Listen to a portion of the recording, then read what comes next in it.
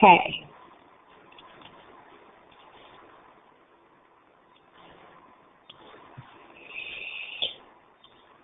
So last week,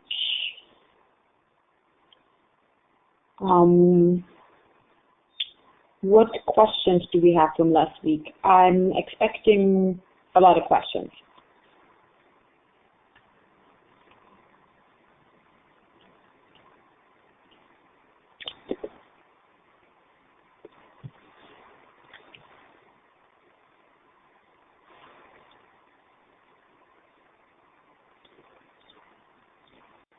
Anyone wants to start with questions?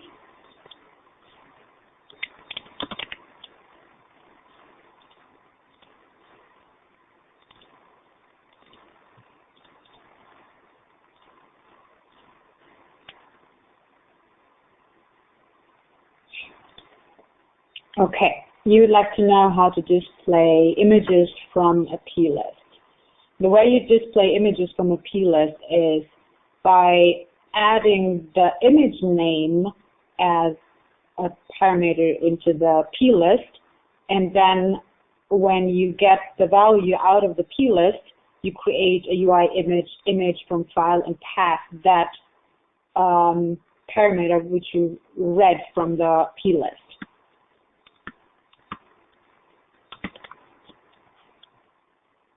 So simply as a text, and you convert it then to a UI image. Same as if you were to type in the image name, which we had before, but now it comes from a list.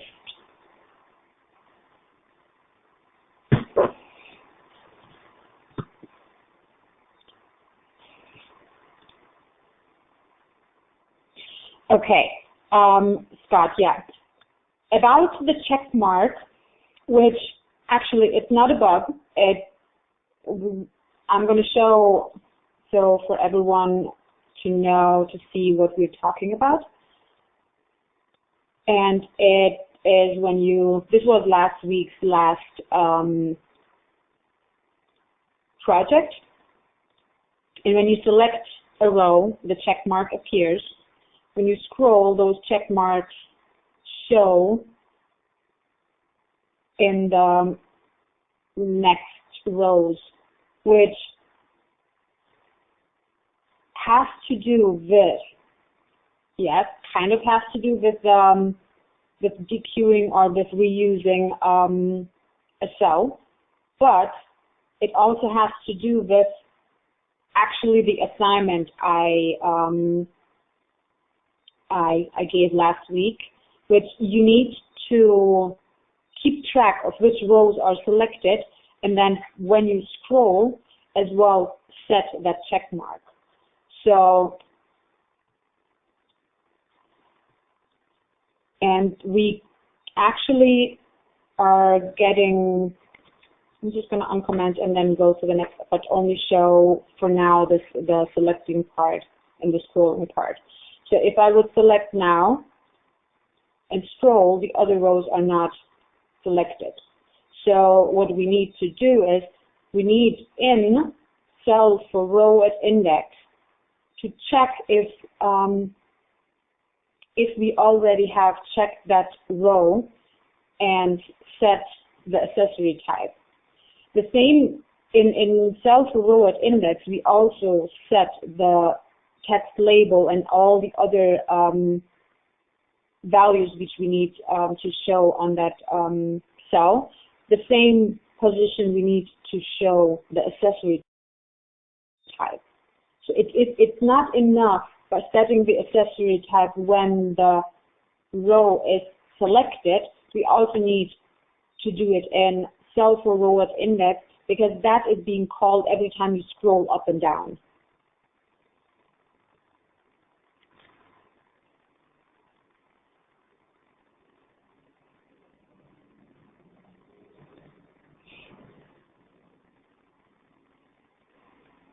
Selected is the solution of their assignment.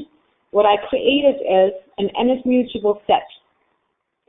And I just called it selected. I could have called it selected rows and then instead of selected, just use selected rows. So do it here one more time. So now it gets a little bit more clear. It's a mutable set, and in did select row at index, what we're doing is we're checking the mutable set if it contains the index path. We have the index path of the row. If it contains the index path, that means it is selected. And we are unselecting it, we're removing it from selected rows, and we're setting the accessory type to none. Setting the accessory type to none or to a check mark in the method did select row at index does it really temporarily only for that row which you're selecting. So if it was not selected, then we're adding it to the NS mutable set, and we're setting the accessory type to check mark. Now you see here, this entire code here, I have also added under cell for row at index, because cell for row at index is going to be called every time as well you scroll up and down. So we have to check our NS mutable set if it contains the index path, and if it does contain the index path, we show the check mark, because here we're just showing, we're not removing or doing anything, we're just showing. If it does not contain the index path, then we're not showing the check mark.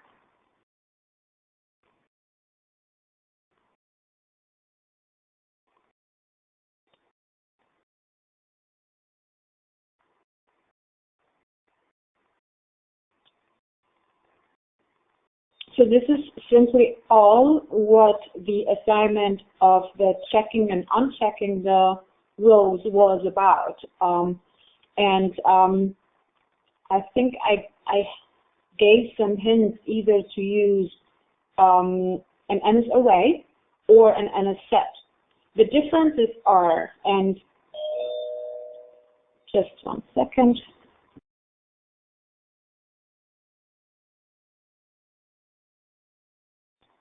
Okay, so the differences between using, in this scenario, an NS array or NS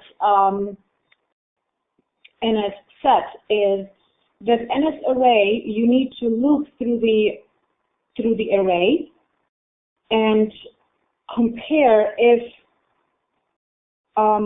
index path is in that array. This NS set, since we know an NS set cannot have anything duplicate, we just check for contains object. Actually, NS array might have contain object as well.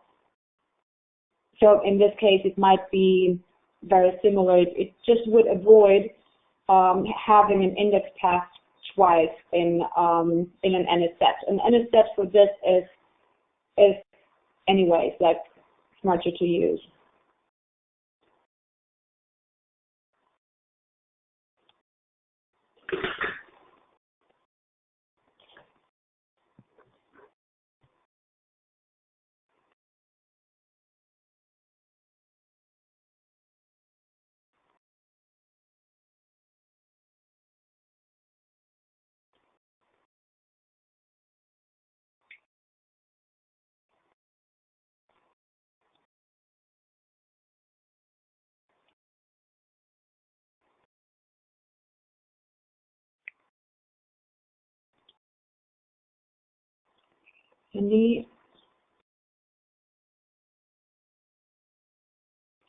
Any other questions?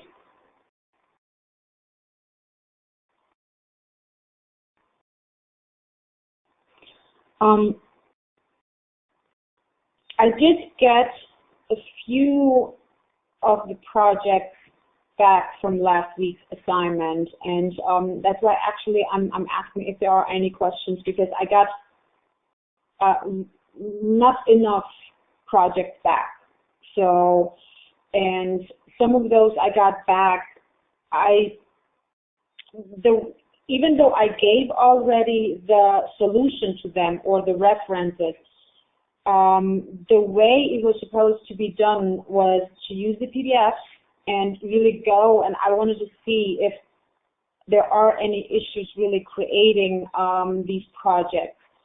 Some of the projects I got back was simply, I got back the project I gave as reference, and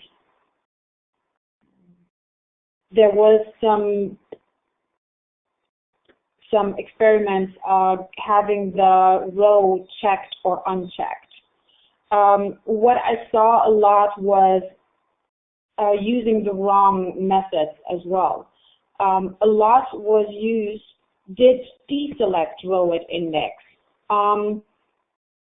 which that could cause really issues if you don't double check what methods you're using. Since especially when you're working the tables, the row did select row at index. That is the most important which you will be using, because you want to do something when you select a row, not really when you deselect a row. There's not a lot of cases where you want to use the deselect or do something specific when you deselect. Therefore, that's why I'm asking if there are any real issues, or was there anything which I need to repeat or which was not clear, because I could not make really much of a picture if everything was understood from last week. But if there are no questions, and I will be moving forward. One other thing in the assignment I had, the plist, modifying the plist to, instead of using multiple arrays, using one array with dictionaries instead. I did not get that back. I think only once or twice, but it was not really completely the way or in any way how I was envisioning it. But I'm not going to go through that solution, because it's going to take us then too long to go through step by step through that solution. So I will be just providing a solution with the plist for last week's assignment, and I will be continuing then with the storyboards. And if there are any questions or anything is not understood, even during you finishing the assignment, please email me, contact me, and try really to finish up the assignments before the due date. It's for me really difficult to check on a couple hours before we start the next class if there are any issues.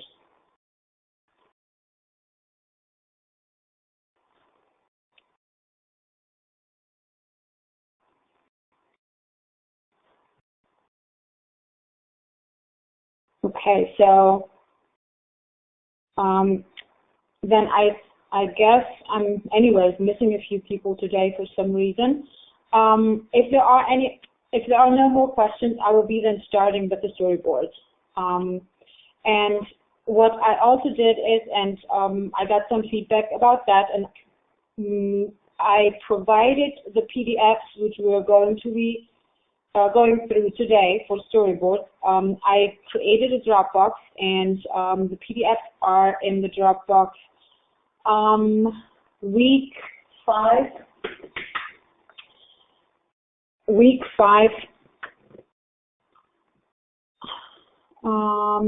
class references,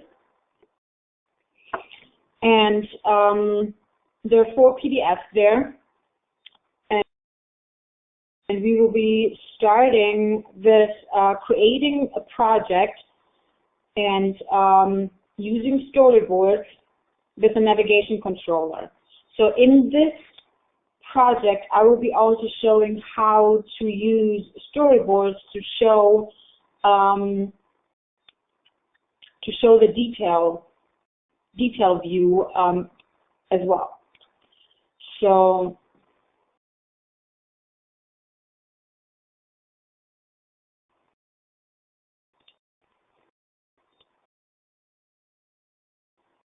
I will be creating a new project.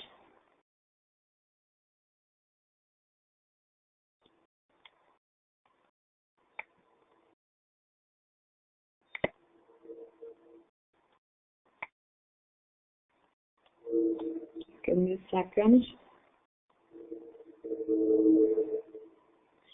And the new project is going to be a single view application.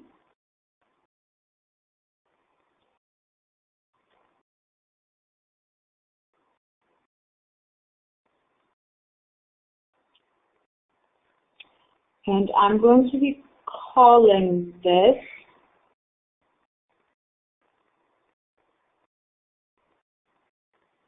recipe book.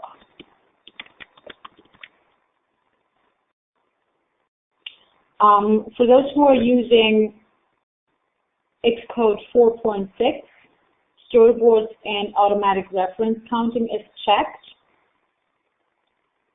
And of course, you give your product name, organization name should be the one which you already are using all this time, and company identifier, class, prefixes, all that should be showing the way you've been creating the project already. So I will be saving this into a folder. And now, of course, we have created before storyboards, projects, and we have seen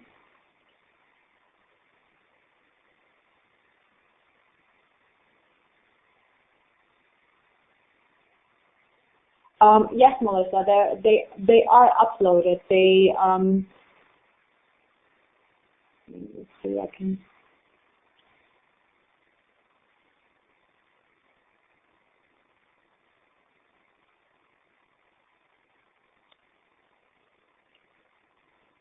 Okay, for some reason my chat did not show up. Now it's showing all the comments. Okay. Before, what else should we watch out for with the reusable cell? Nothing really else. For the reusable cells, you don't need to watch out for anything other than how your cells are going to be, like the content of your cell. So let's say you're changing something in any other functionality, like in our case, in did select row at index, and you would be changing the background of the cell. You would need that as well to account for in cell for row at index. Anything which changes like visually, you need to account for in cell for row at index. And yes, I did have some trick-or-treaters, but I think they figured it out now. Can you use NSObject instead of NSArray? NSObject, you cannot use really NSObject because NSObject is one object, and and you want to use an array since you have multiple objects. NSObject is like the root object for anything what you use in Objective-C. And okay, so I answered Melissa. Okay, I think now I went through the chat. I think I did not miss any questions. So if just maybe one of you guys, if I don't react on the chat, just raise the hand, because then I hear it that something is in the chat pending or something. Usually when you just write in the chat and I don't see it right away, I might not be scrolling down the chat and I don't see it. So if you see that I'm not answering to something, it's not because I don't want to answer it, because I'm not seeing it right away. I can also give you maybe a minute or two to download those PDFs if you haven't already. So you can follow along with the PDF as well.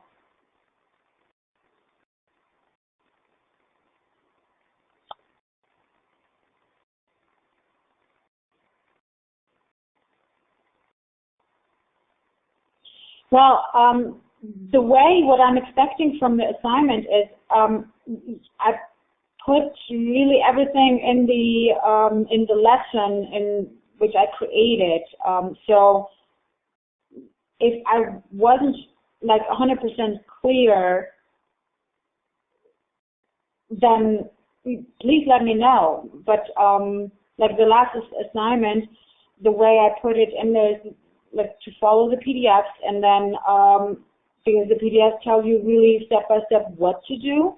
Once you have, that's not really like a challenge, so you don't really need to do something on your own, but at least you get a little bit of practice of how things are created. The projects I placed in were just for references. You could have you can play around with those projects just to see how it's supposed to look, and then like just I try like to make one or two more like challenge questions in there, so you can add like the selecting and deselecting was something which you had to do on your own without having a PDF for it.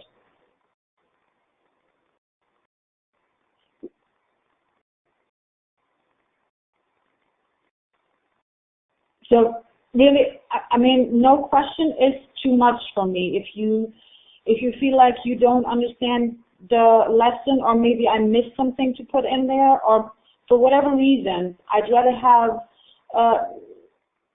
like 20 emails more than 20 emails too little, and I cannot know then if something was just misunderstood.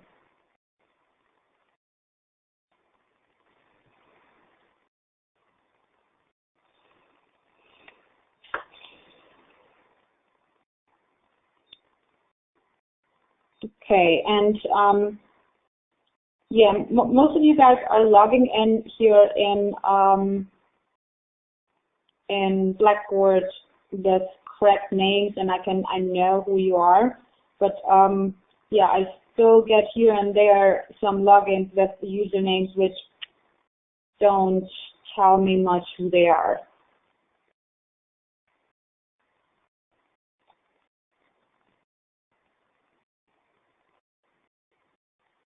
Okay, I didn't set the using the set hint from the unselect. So I was just checking the row itself if it was checked or not. Okay. Yeah, a lot of the projects I got back were just checking if the row itself. Let me go back to the project.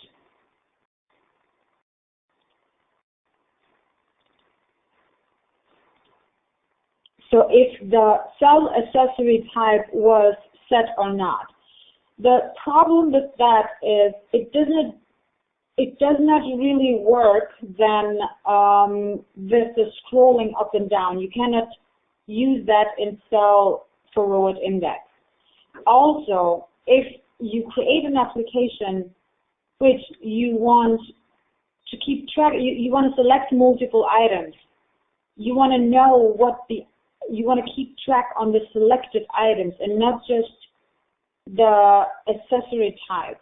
So actually by just checking if the accessory type is a specific, if it's check mark or not, we're not keeping track of anything.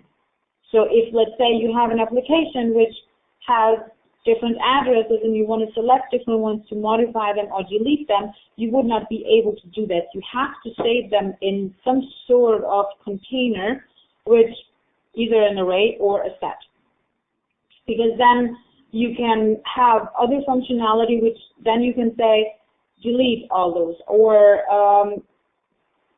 set a different picture, or whatever you want to do with the rows you selected.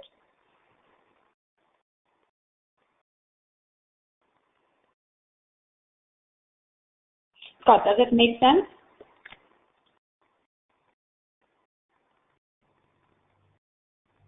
Great. So yeah, like since we are defining the selected rows here outside, we can then go ahead and create a button that says delete all selected and or export all selected, and go iterate through that set and do what we have to do with the selected rows in there. There's not much other ways you can do that. You have to put the selected rows in some sort of container.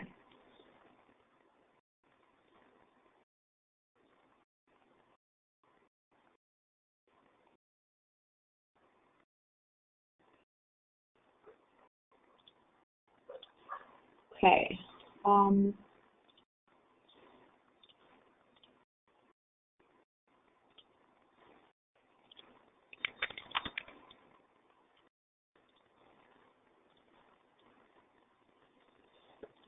Okay, let me go back to the new project we just created now. We have a project, a single. Okay, first of all, did everybody download the PDF? So just to make sure we are all on the same track.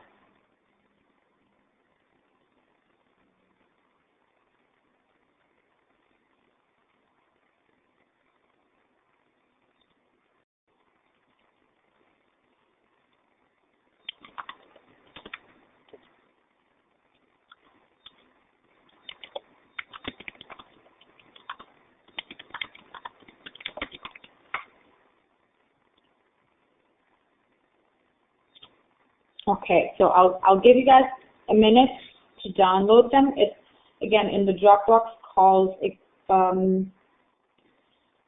Week 5 class reference, and there are 4 PDFs.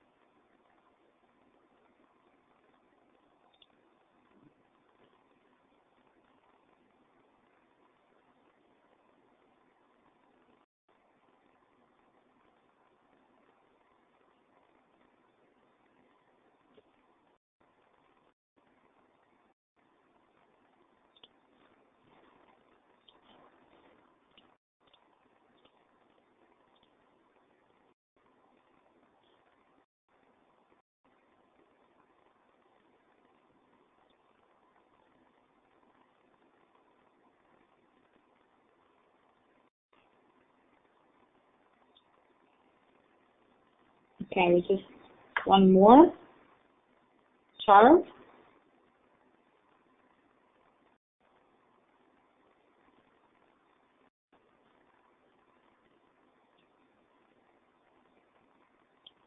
I'm not sure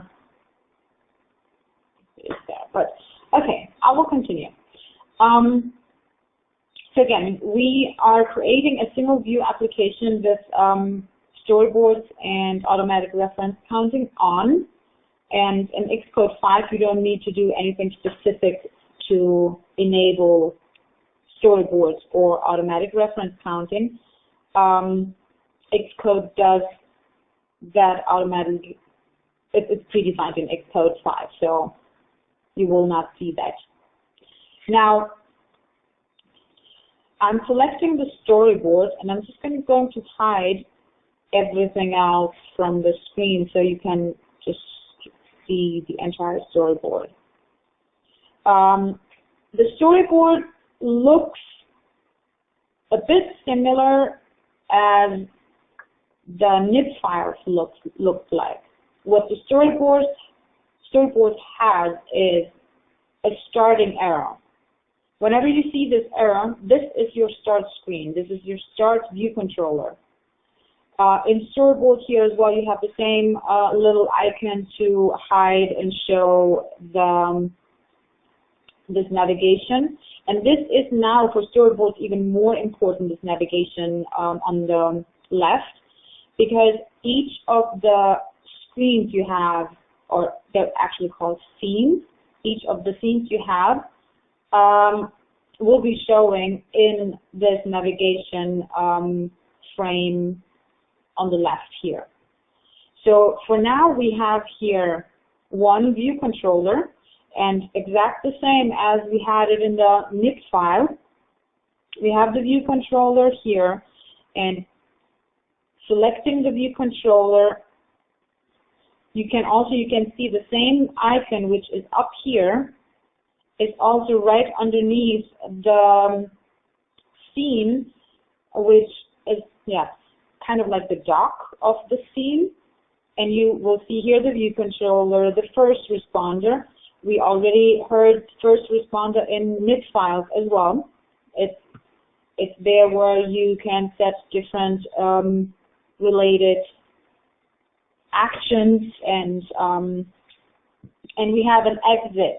The exit, I will not go into the exit right now. A little bit later, I will show you what you can do with the exit functionality. For now, we see here. Okay.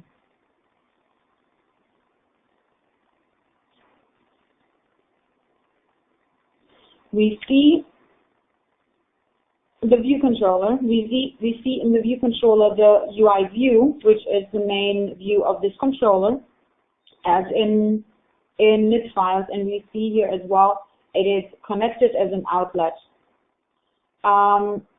Now, if I run this application, all I have is a white screen. Since we did not add here anything yet, which is normal to any of these screens. Now, what we want to do is we are going to create a navigation controller. Now, a navigation controller is kind of a special controller. A navigation controller does not have its own view. Like a view controller has a UI view, and a table view controller has a table view as its root. A navigation controller does not have that. It's more like a container around another view. So what we will be doing is we will be selecting the view controller, and under the menu on the application menu, you have editor. I know when I put the navigation menu in Xcode, you only see a dark box, but when you go there in editor and you go in embed in, and you can select navigation controller in there. What Xcode does now for you is, instead of you having to create that on your own, you see now we have a navigation controller here, and we have that view controller, the view controller scene, and I'm going to move here a little bit things around so I can show you what happened. The embedding the view controller into a navigation controller, what happened was Xcode created for you this navigation controller, and you can see it does not have a view in there. But the root controller of this navigation controller is our previously created view controller. if I run this now, by just literally clicking the edit and embedding in navigation controller, all what I got now is an application with a navigation bar. Now you might think, couldn't I have just added the navigation bar on that view controller and just skip all this embedding it into a navigation controller? Well, it really depends on what you would want to do with your application. A navigation controller, as the name says, is always used when you need to navigate from one screen to another. If you are having an application which only has one screen, but you just want to have some buttons on the top navigation part, then yes, you could just you could just add a navigation bar and that's it. But a navigation controller gives you so much more control and functionality around. So, and you will see in a little bit what else you get. Now, with all this, we haven't yet done anything in coding.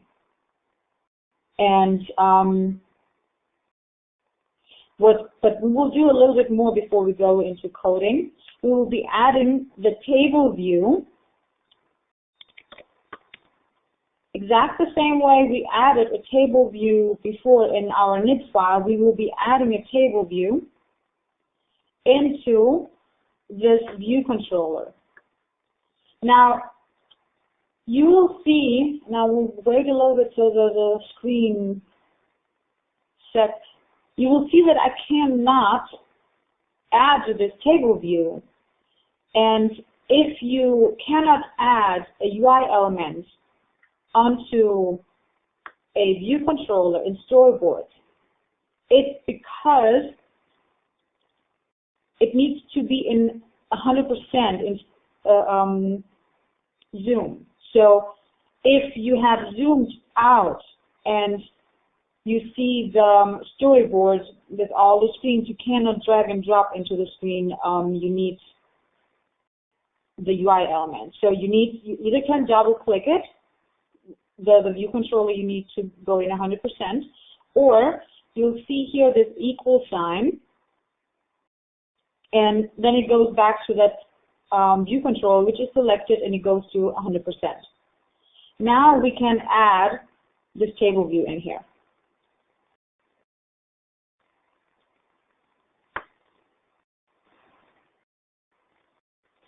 So I have this table view, and you'll see here our table shows up.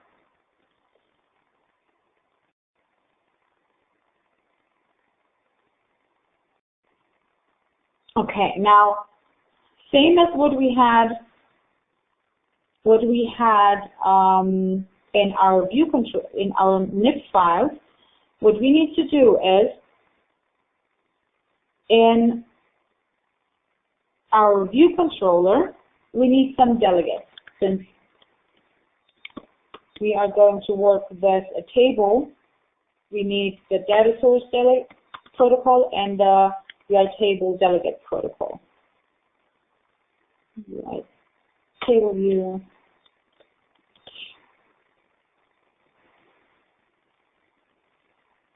And in our interface file, we're going to create an array. Since we're going to show some recipes,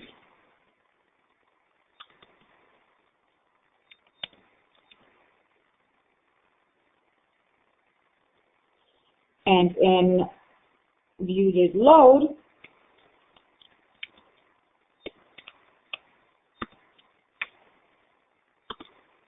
we're creating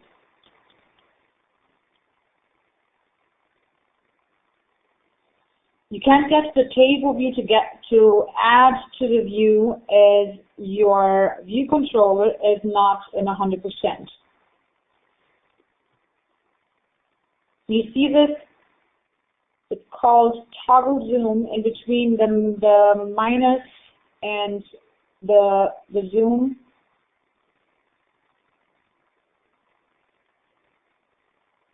And there's, if your view controller is just a little bit zoomed out, then you won't be able to add anything into the view controller.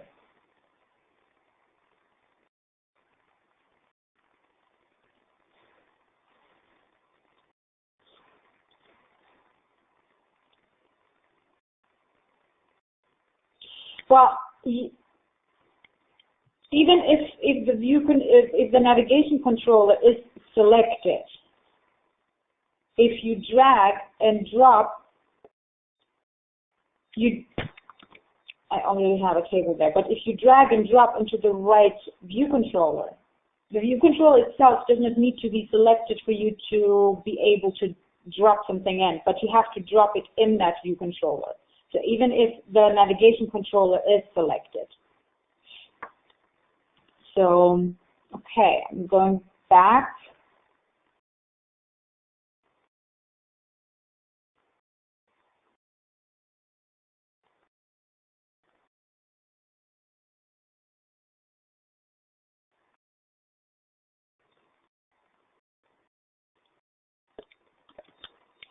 And I'm just creating an NS array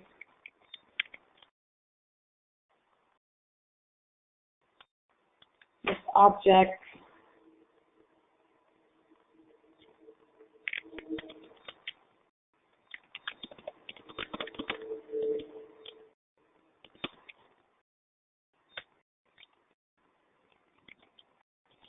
And of course, you can fill that.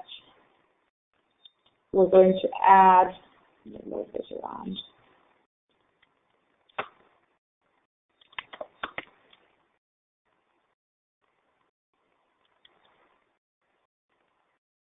The number of rows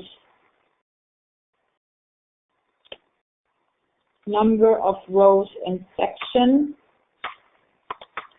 We're returning recipe count, and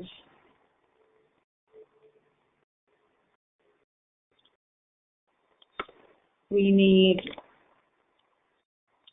cell for row at index.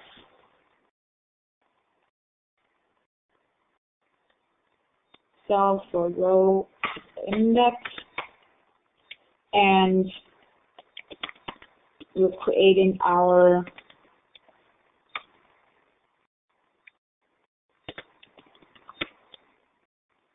I'm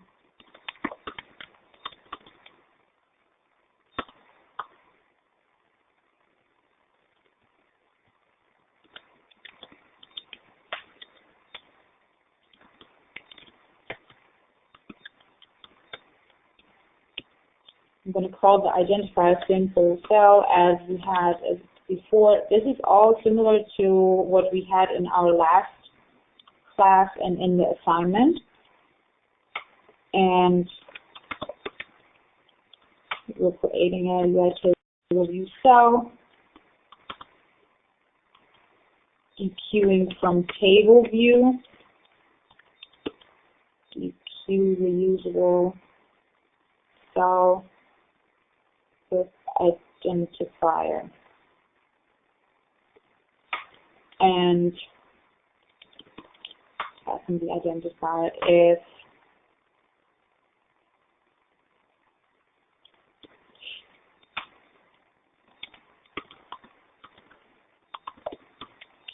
if there is no cell, then we are initializing a new cell.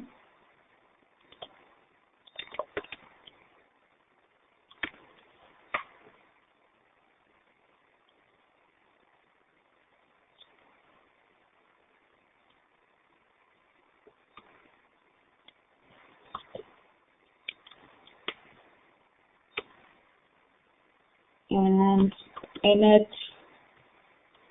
the style We are using UI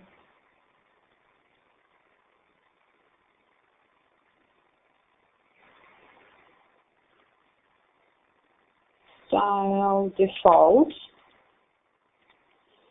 with reusable identifier and setting the text field, text label actually, to the recipe object at index and index path row. And then we just need to return the cell. Always the same. The number of rows in section, cell for row at index, that's all we need. And now what we need to do is, okay, let me ask you, what do we need to do next?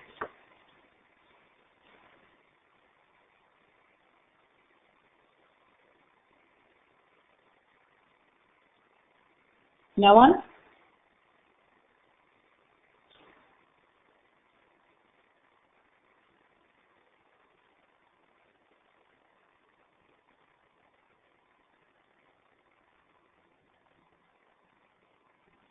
Okay, I'm going to start. So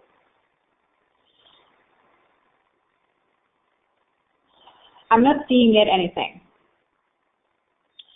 No, we don't need yet. We're not selecting yet, but we filled number of rows in section. We filled cell for row at index. We need now to make sure the UI knows about the controller. So the UI needs to be connected. The delegate needs to be connected. The data source needs to be connected. So what we do is we go back to our storyboard, and in our storyboard, in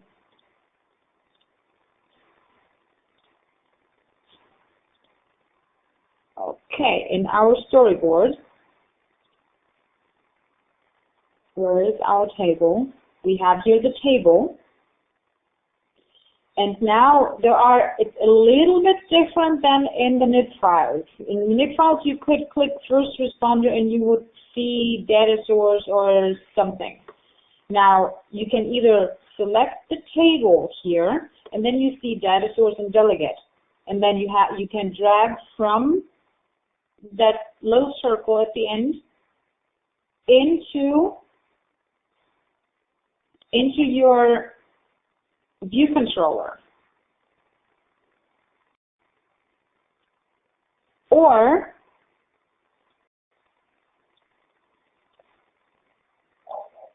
you can drag from the view controller. Yeah, hold on.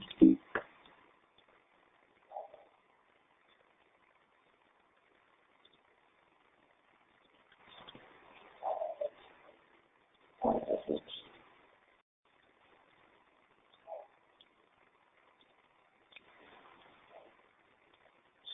Okay, keep dragging and for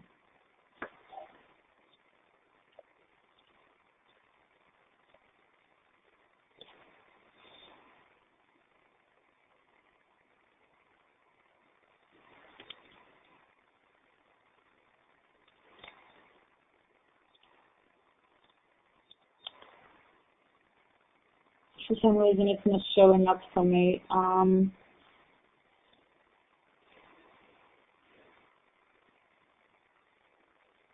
Well, you can, well, the easiest is to select the table, you see the outlets which are available, and then you drag into your view controller.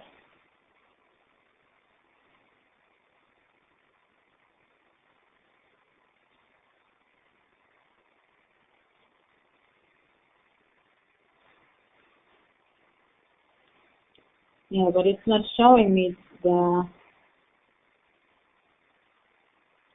outlet. So from red, like from the table into the yellow, but it's the same if you do from here the table. You could, yeah. Anyways, it's as long as they're connected, the way how you connect them, it doesn't really matter. If I run the application now, I will be showing the content.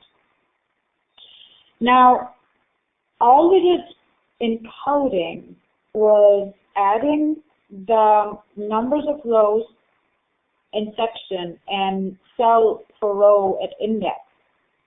I want to show you a little bit more what's interesting with storyboards. So let's start with the app delegate. In your app delegate, all you have is the window property. This is like minimum, and every application, as we learned at the very first day, every application has one UI window for each device, for each screen to show. So for iPhone, for iOS devices, it's one window.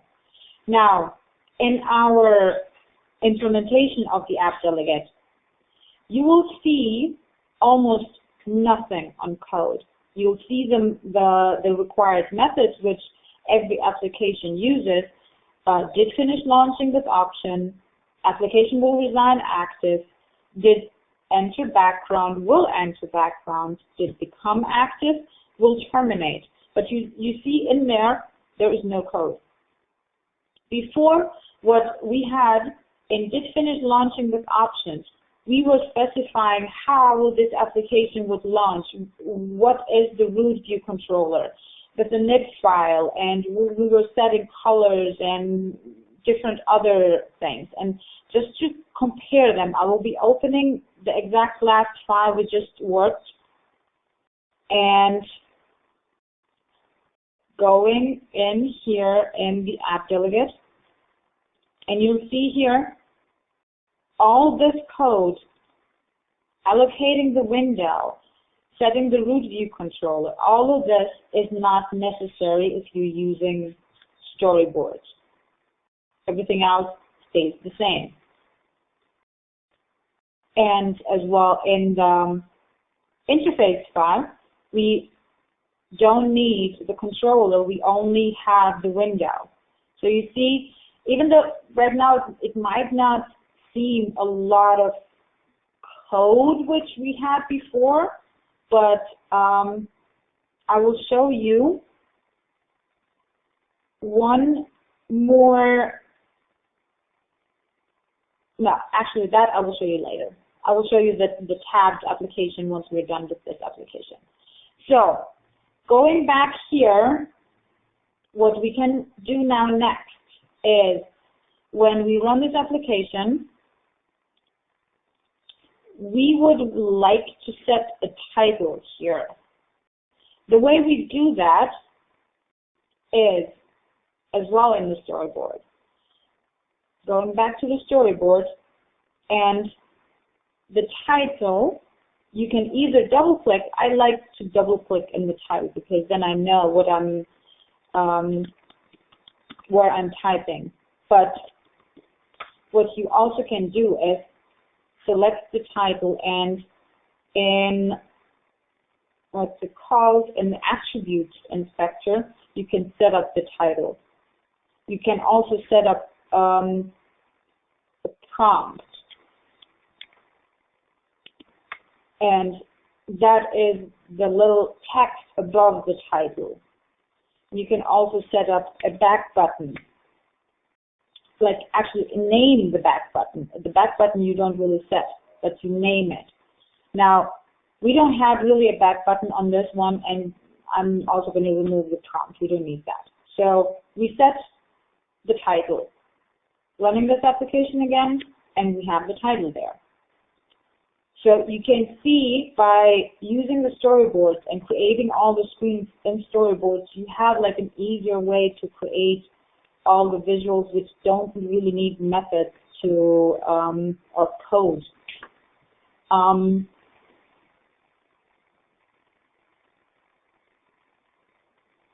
what else in here? Now,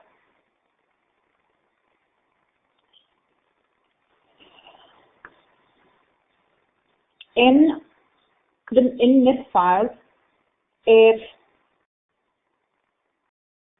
we needed to create or like to add how our rows are going to be looking like, we did that in code as well. And you needed to create a separate NIT file to create your custom row. What you can do here in using storyboards, there are prototype cells introduced. So you can create a prototype cell, and let me see, where do we have it? And you can just select the table view, cell, and drag it into your table view. And you see here in your navigation, we have the view, we have the table view, we added a prototype cell. So, and this only works, and this is really important, when you select the table view, you see here the content is dynamic prototypes. You can also have static cells, and I will go in, I think, third part of today into static cells. But dynamic prototype cells, that's how it's set up if you have multiple rows and you're filling the content. Now, what you can do here, these prototype cells,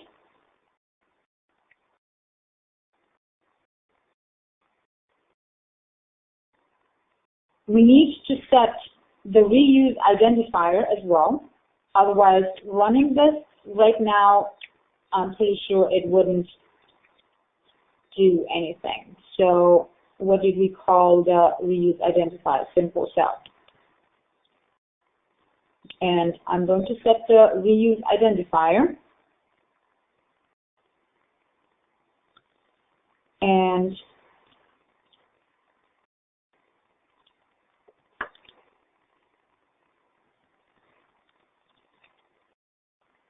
where is it? And let me see if yeah, now.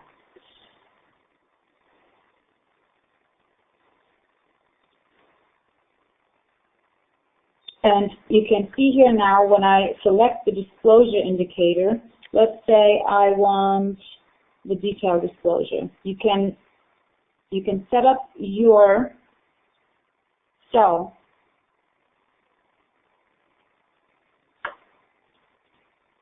and modify it and move labels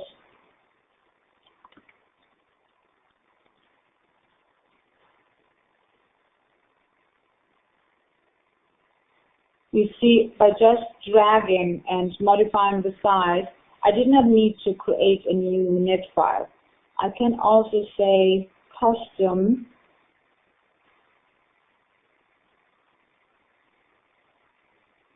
and I would just create my custom prototype cell right here in Storyboard. I'm just going to use the basic and just going to move back to, you can really like play around with those functionalities and just try different types of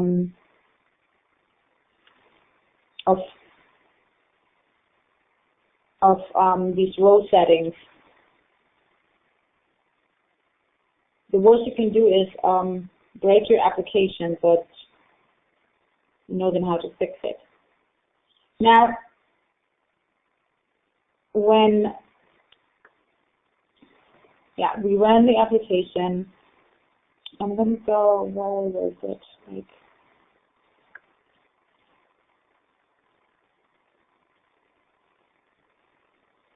they changed disclosure detail. This is detail.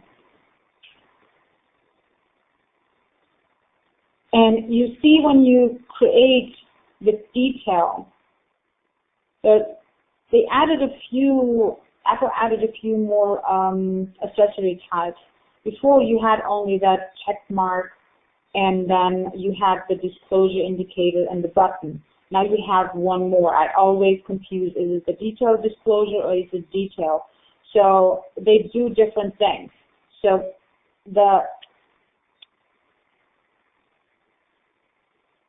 I always confuse them, which one is which. So you see when I select the button and I select a detail disclosure, I can select the button. And I can select the row separately. If I select just detail, I don't think I still can select the button, but this is a disclosure. So two different things, I guess. Yeah, that's all what we have in here. Now, what we need to do is, if you want to show a detail view, you need another view controller. Now, let's zoom out a little bit, and what we will be doing is, I'm going to add another view controller to the storyboard. I'm searching in the object library for view controller, and the first here is view controller. And all I need to do, and this is the only exception, that you can drag and drop into the storyboard, because you're not dragging and dropping into a view controller, you're dragging and dropping onto the storyboard. So you see how a new view controller was created and shows up on the storyboard. All you need to do is now, from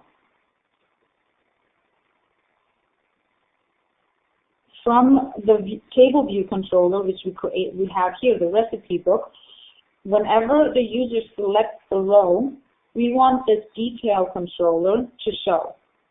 Now, the way you connect those is, again, this control. You drag from this cell into this new view controller. And we have now different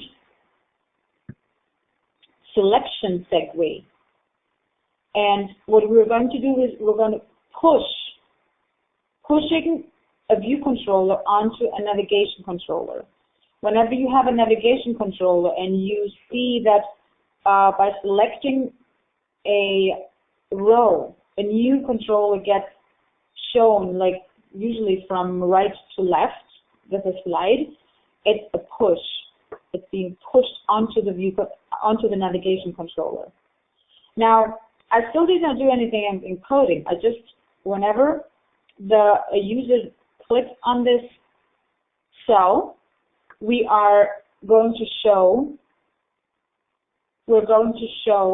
the detail view controller. And in this case, we are using push. And if we were to use something else, a model view controller is the controller which you see, which does not have anything to do with the stack of controllers on the navigation controller. It's a controller which comes from bottom to the top. It slides from the bottom onto the top.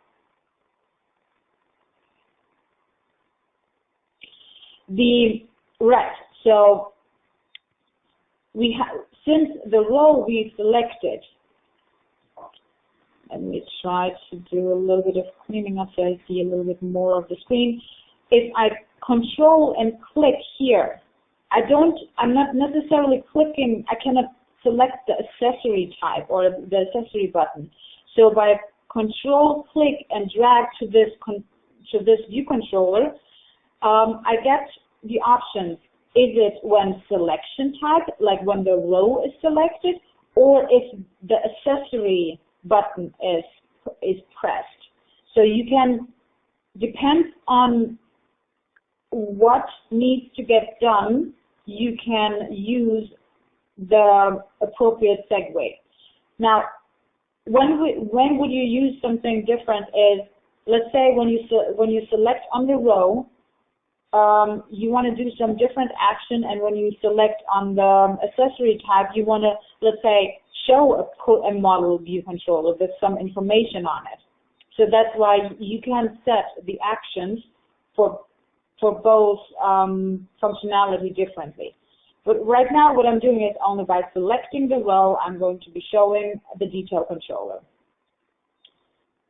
I'm running the application, and you'll see now I'm showing the empty view controller which we created, and you see the back button is being created automatically for you. And the back button, you don't need to do anything to make this happen. That is the functionality of the navigation controller. The navigation controller knows where it came from and shows the title from the previous view controller as the back button. And that's how you could be having here as well a new table view and select another row, and then you can, it just stacks on the navigation controllers, stacks basically, yeah. And you go back with the buttons as many controllers you have.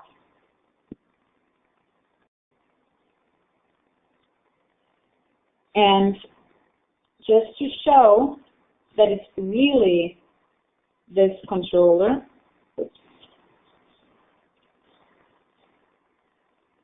I'm going to add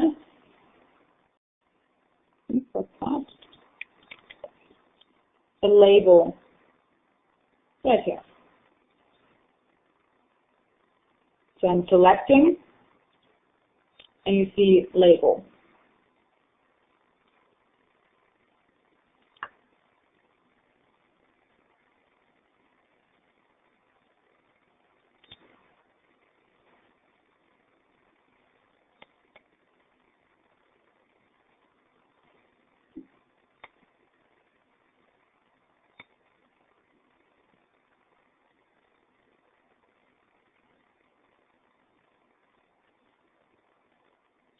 Now, of course, what do we need to do now next?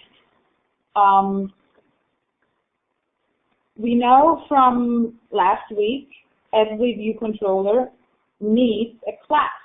Right now, we just have the view, or actually the scene on the storyboard. But we're going back, showing the navigation, and our project navigator does not show much more than we had before. And if I'm clicking on the table view controller of the recipe book, and let's see, we have here as class, we have the class AM view controller, which we have that class here. Now, if I click on this view controller we created, I don't see any class. It's just UI view controller. And UI view controller is the main controller, like the main class, which is not created from us. So what we need to do now is we need to create an Objective-C class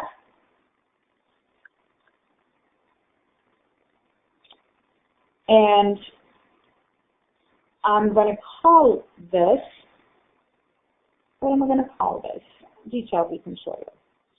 And we're going to be subclassing from UI view controller. So, detail view controller. Now, you have here some options. Targeted for iPad, this nib file for user interface. First of all, right now we're not doing anything for iPad, so we ignore that. But we also, so since we have the view on our storyboards, we are not creating a nib file, so this stays unchecked as well. We're only creating the header and the implementation file. Selecting next.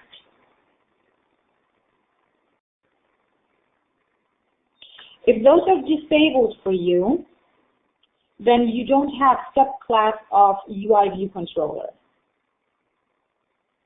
You might have the UI table view cells still in there from the previous creation of the cell.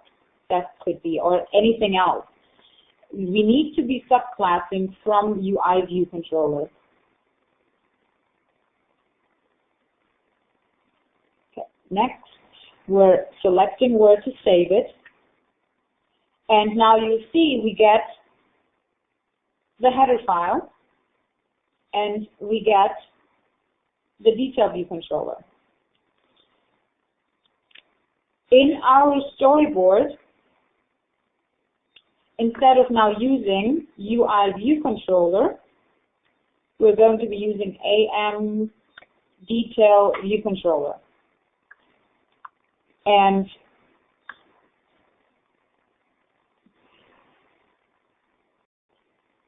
now going to the assistant editor, we'll see we have selected this controller here, and we get here the detail view controller. What we can do is now connect this label. This label, let's call it name label. And it's an outlet. And make sure I'm missing anything.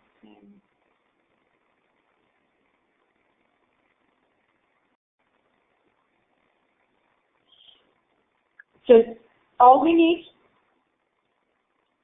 is this one property with this label.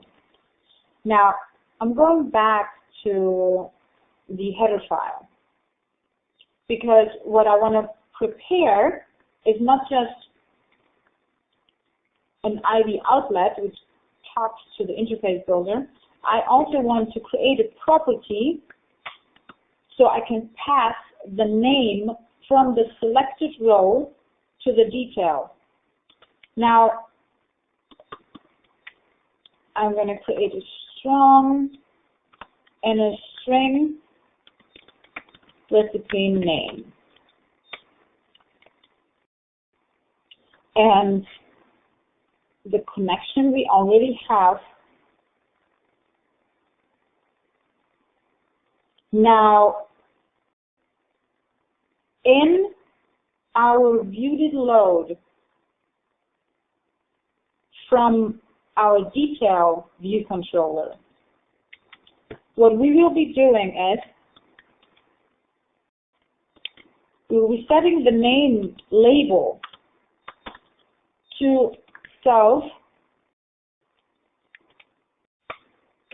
So what we will be having is we're passing the recipe name, and this recipe name we're setting onto the UI label of the view. Now, you might ask, why can't we not just set it right away as a label? Why do we need first to set the recipe name and take the recipe name and put it into the name label? Everything what is on the UI view cannot be accessed before it's loaded. So if you select here a row, you cannot access this label because this view hasn't been loaded yet, but you can access like properties, strong getters and setters properties, and then once, and pass values into it, and once the view is loaded, this label is created, and then you can set the label. So that's basically what we're doing here. And we have right now just prepared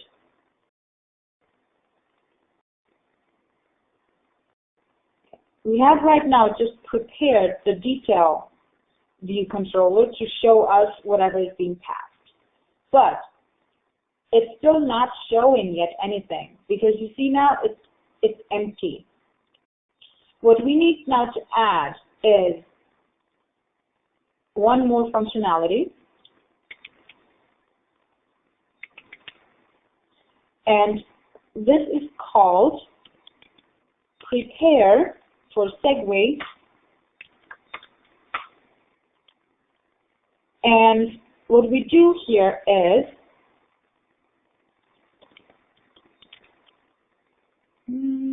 we create an index path,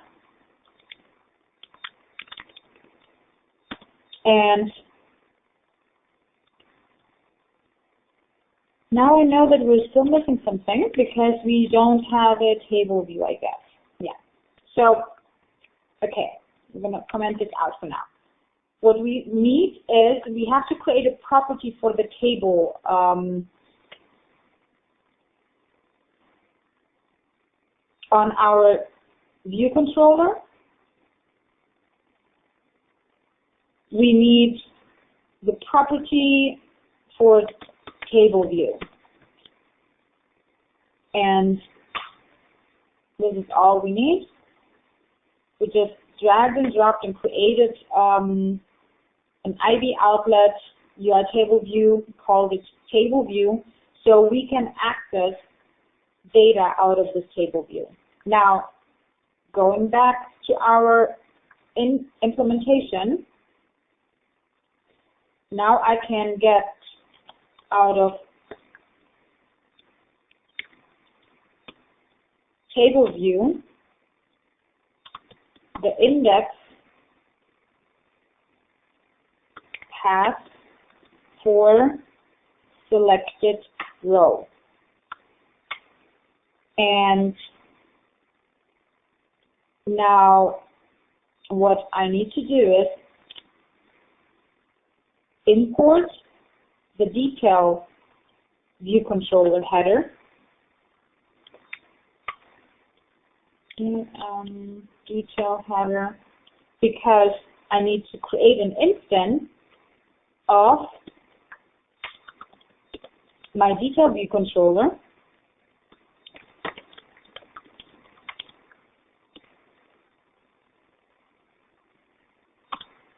and the instance is already there because the storyboard creates an instance. So I'm not allocating a new instance, I'm just using the controller which is already created by my storyboard when I select the row. Now, the detail view controller, now I can access the name. Actually, I call this recipe name, not the name label, recipe name. And I will be setting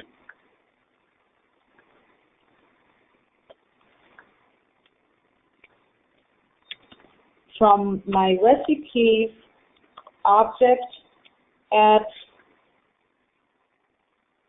index, and this is now how you can see why I needed to create an index path, because I need to set the index, get the object at the index path.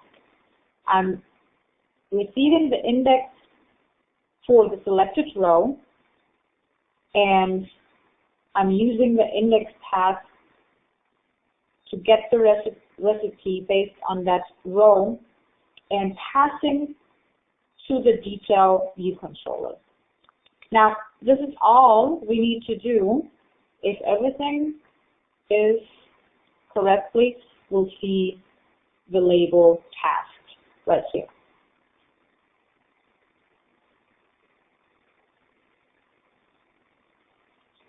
So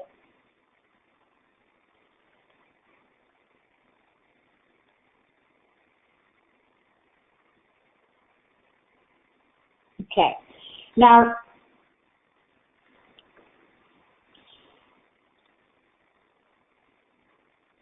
we said we could connect or wire the accessory button separately.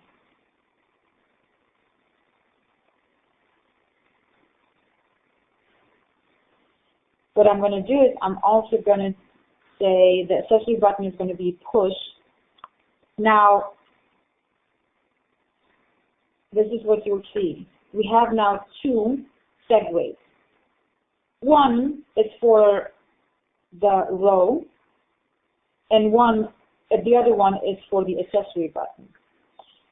Now, if I run this application, it wouldn't make any difference if I click on the detail, like on the accessory button, or if I click on the row. But you want a difference. Let's say when you click on the row, it should not fill in the name. So all you need to do is, this segues need identifiers. And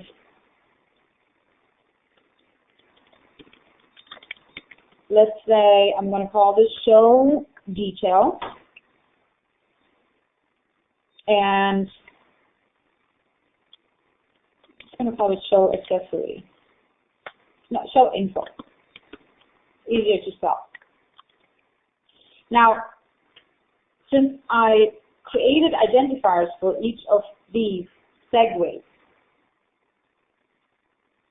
I can now, in my implementation, in prepare for segue, I can check if segue identifier is equal to string show detail, then I'll do this. So now, running this application, only when I click on the row, I see the detail. When I click on the info button, I don't.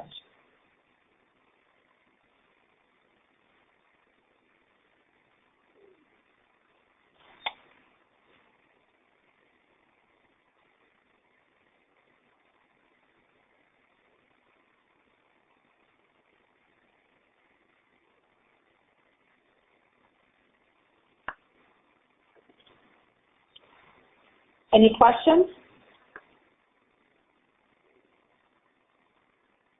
Were you able to follow so far? Do you have, is your project as well in this stage?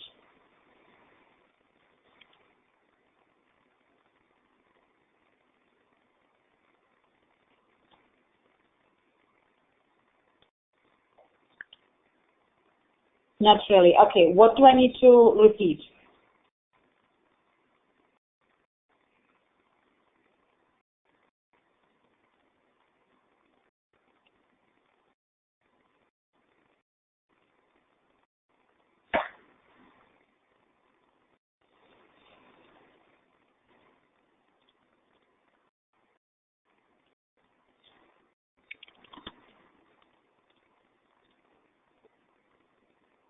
Sure.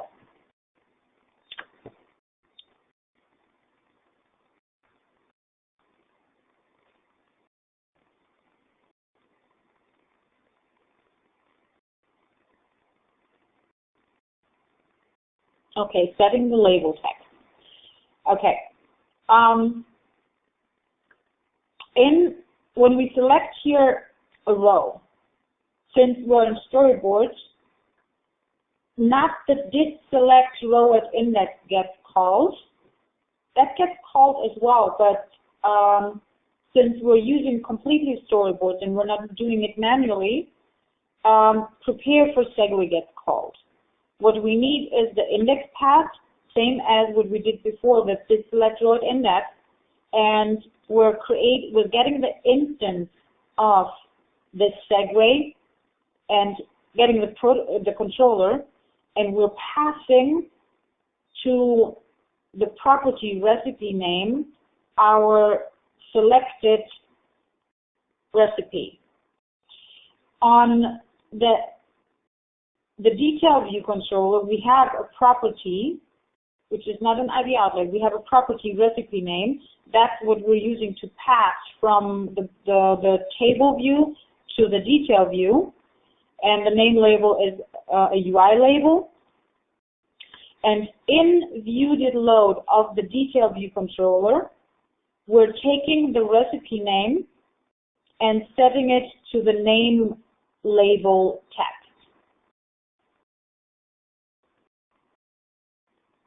And why we have to do that? Because UI elements, like UI label, get set after the view loaded, not before. And since we're trying to pass information from one controller to the next, we cannot access UI elements which are not yet created.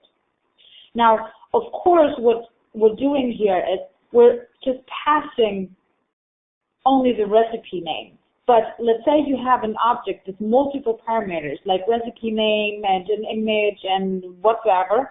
You would be passing not each of them separately, but you would be creating your own object and passing that object, and then in view.load, you would be using the different properties of that object to display in the various UI elements.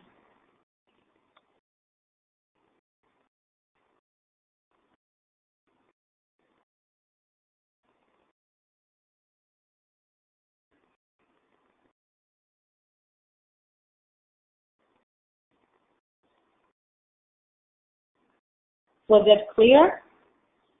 Albert, Renee?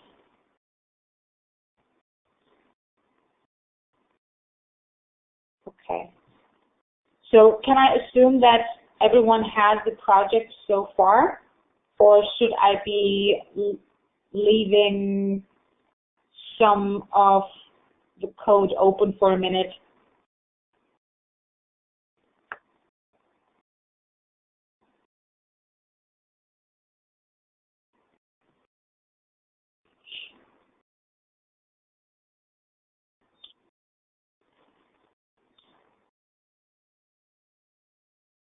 Okay.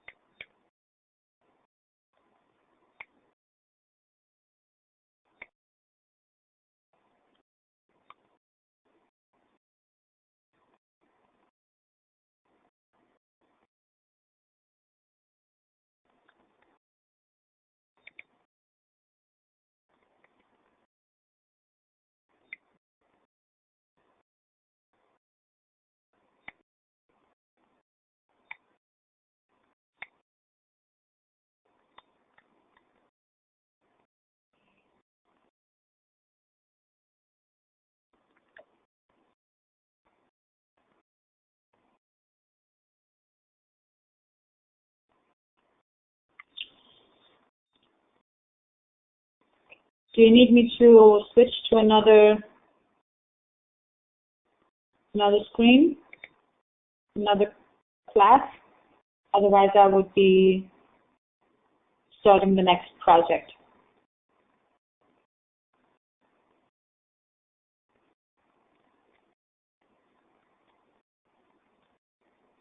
So this next one could fit before the break, and that's the fourth part, and then some other project we can continue after the break.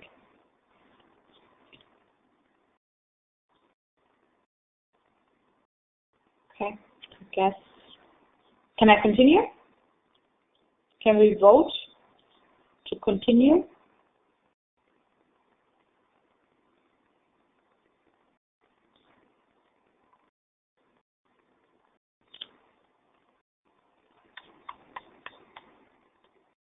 Okay. I will be creating a new project, and this new project is as well, is it? Yeah. It is a single view application, and I'm going to call it static table demo. I'm going to save this. And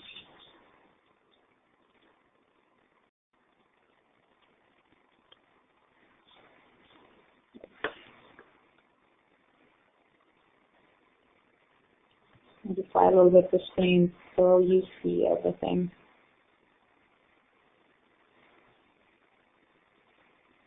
Okay.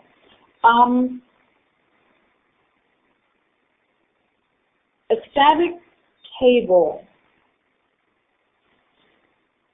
You will probably really like this because before this NIP file, it was a little bit difficult to create a static table. And what a static table is, what the name actually says, is that you don't have actually an array of objects which you want to show, like as many objects there are. You want to create static cells, which each of those cells have different functionalities or even look differently. And a really good example is a settings controller. So what we are going to do is, just so I have, okay, in our storyboard, we're going to drag a table view.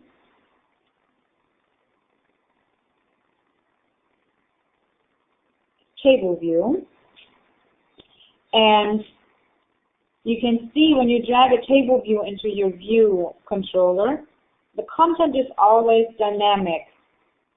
We're going to switch it to static. And you'll see now we have three rows. And those 3 rows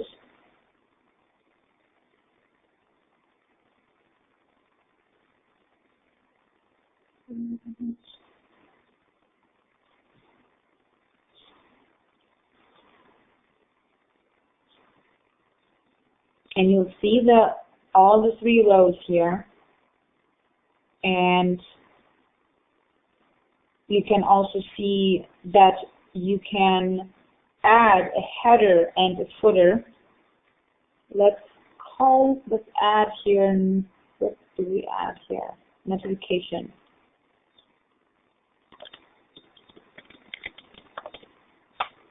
And you'll see notifications header appears. You can add a footer.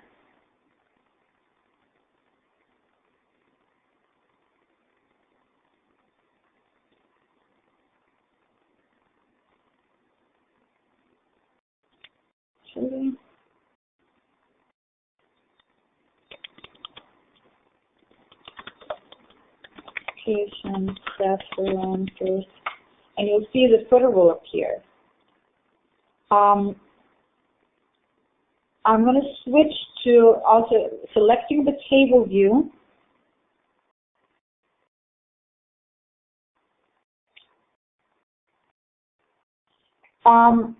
We can change the values from code as well. We actually need to, the values, yes, but we should not be having to create, I mean, everything can be set via code. If you'd rather do it via code, it's fine. If, let's say, a header never changes or a footer never changes, and like the labels inside there never changes, and in a little bit it really makes sense, then you should not be having to do that in code. It's just way easier to do it this way. And of course, like the values, settings have like different values which you want to access to, like a text view or a toggle button. That is which we then create the properties for. But let's set the table to a groups table so it gets even clearer. In this table, and I just saw another question, the amount of cells being displayed. The default, of course, Xcode tries to help you so you know that there's more possible, but how you can add more or remove one, it's just you select that cell, and you see here on the navigation, the cell is selected, and you can just remove it. Or you select it, and either here, you copy, I'm pressing Command C and Command V, and you can just add as many as you want. And this really shows already how easy it is to create the settings page, whereas before you would have had to say if section 1, then in let's say number of sections, number of rows in section, and then you would have to ask if section 1, then return 2 cells. If section 2, then return 3 cells. If section 4, return 1, otherwise return 3. So you would have to do that all in code, and you have had no way of doing that in Interface Builder. And you would have to do a lot of like checking, which section am I, which index, which row is it, and based on that row then decide what to do with this information there. So I'm going to remove some of them again, and 2 are enough. Now what we do is, of course, we need some labels here. And the labels, you just create a label. Let me do this, because I want to just work with one row for now.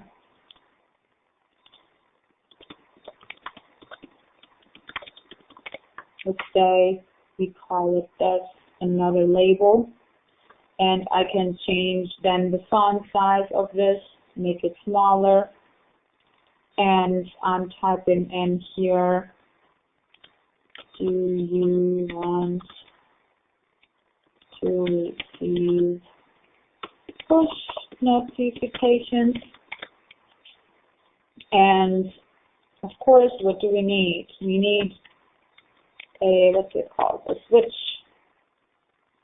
And we drag the switch right in the static cell as well.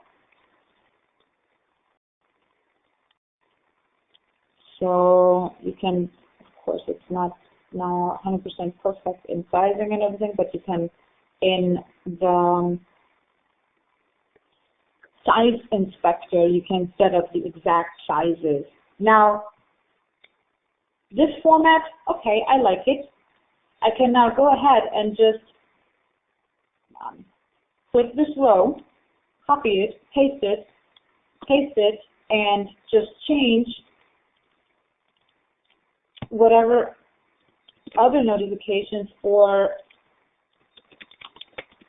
other settings and so on. And really quickly, I can create a settings controller without yet touched any of the code. All of this, what I just did here, would have been at least 50 lines of code. And you don't need to do that. Now, if you have another section, and it's going to be a similar section to this, let's do the 2, it's a little bit easier to see. I'm selecting now the section, and you see that I'm selecting the section also here in the navigation, it's gray. I'm copying this section, I'm adding another section. And I have now my multiple sections with multiple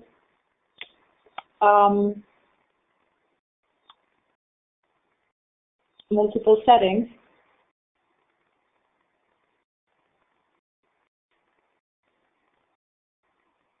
And in order now to show even the title for this controller, we're going to do the same thing what we did before. We're going to embed into a navigation controller, and then we're going to set the title for this controller to settings.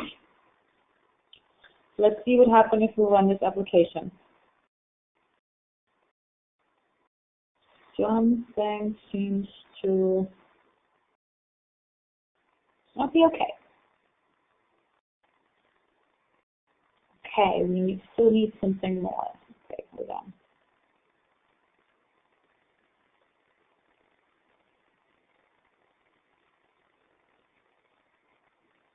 What did I forget?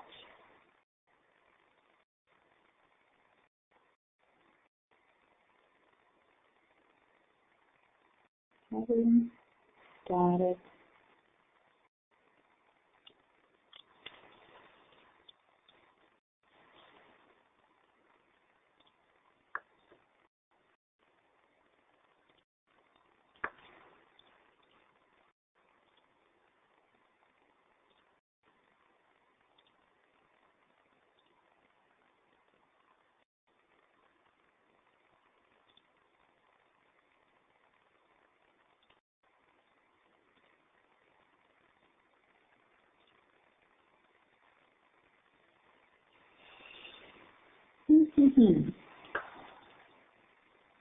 That it solves.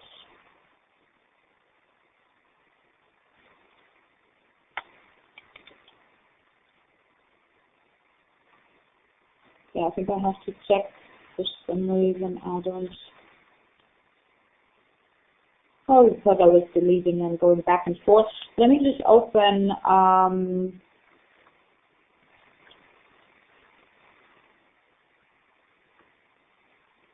the project I already have prepared. Three.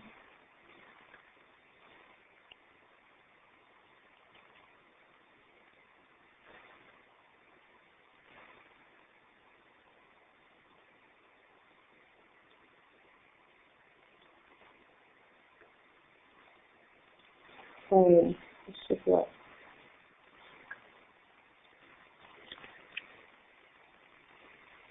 So there we go.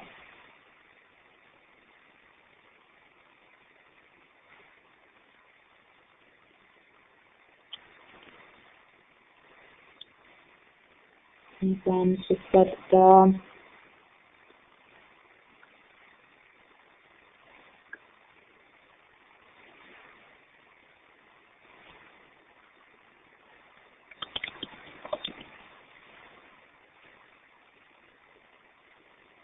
move up the settings.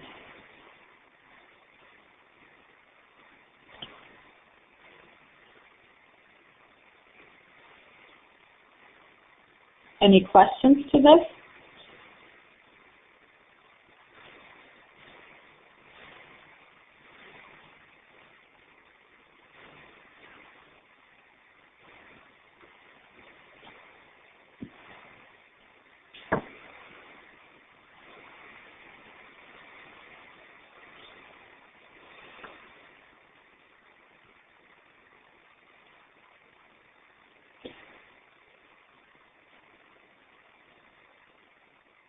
The error before, I have to check with that project. It was because I was deleting and copying and going back and forth. So I would have to look into what the exact error was, but it's usually an error like that shouldn't happen. But I was like copying and pasting around. So there must have been some issues then.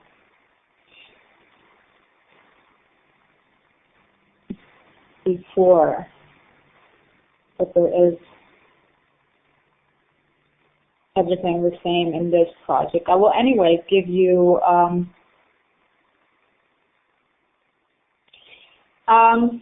it is difficult to display debugging if it has to do with the UI, with the interface builder.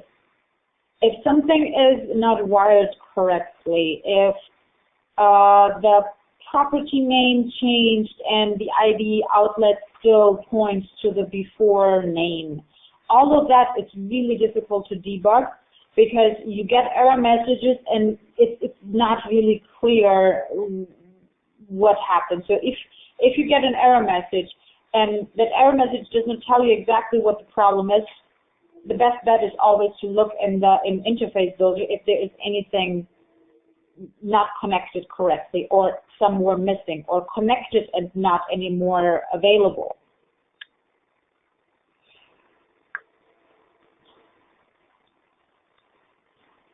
But I can try. And sometimes even shutting down Xcode and reopening it again will help as well. So in our problem here, interface builder storyboard compile error exception while running set object for key. So I copied around. So let's see if I just leave it by one row, and then it still fails.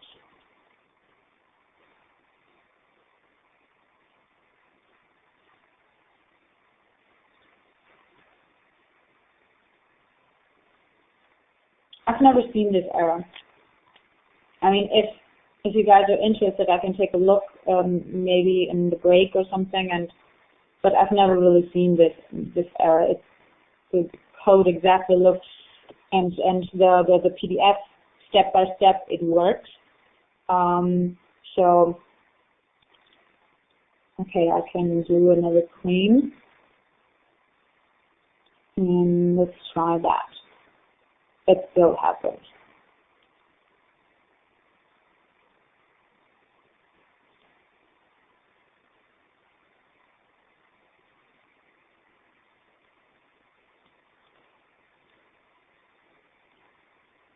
Yeah.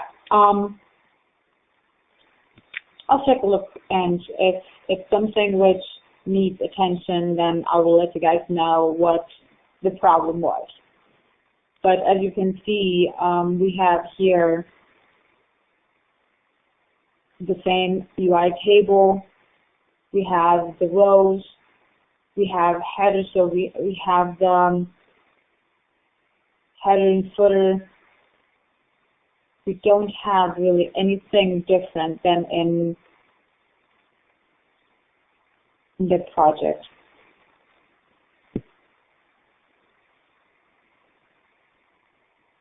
Were you able to create a project which works?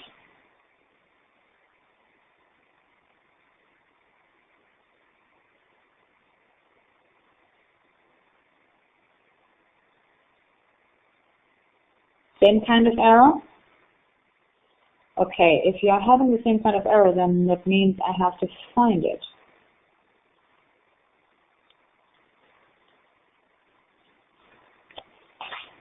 Okay, static, groups, separator symbol.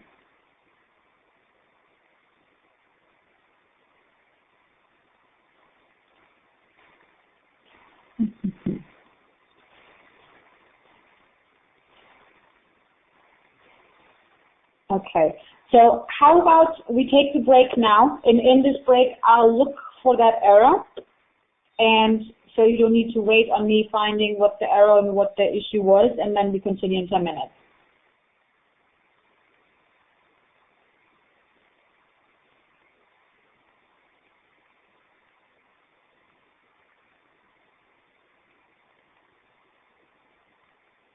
Okay, so I'll set the timer for 10 minutes.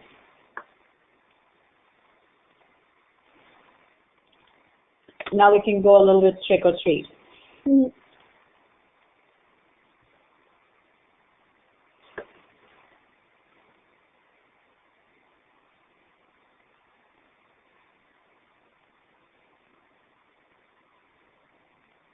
Well, I guess I had also only one, so.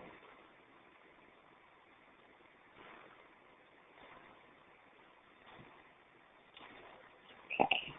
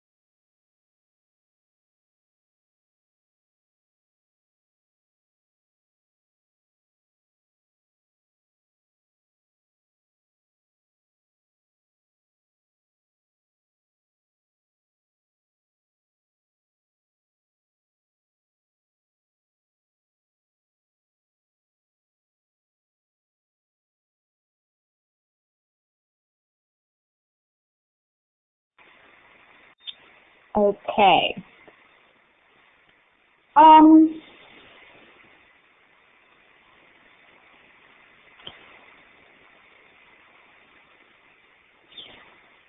Okay, so once you going to dynamic prototype, it builds, but you won't be able to take advantage of really the static cells.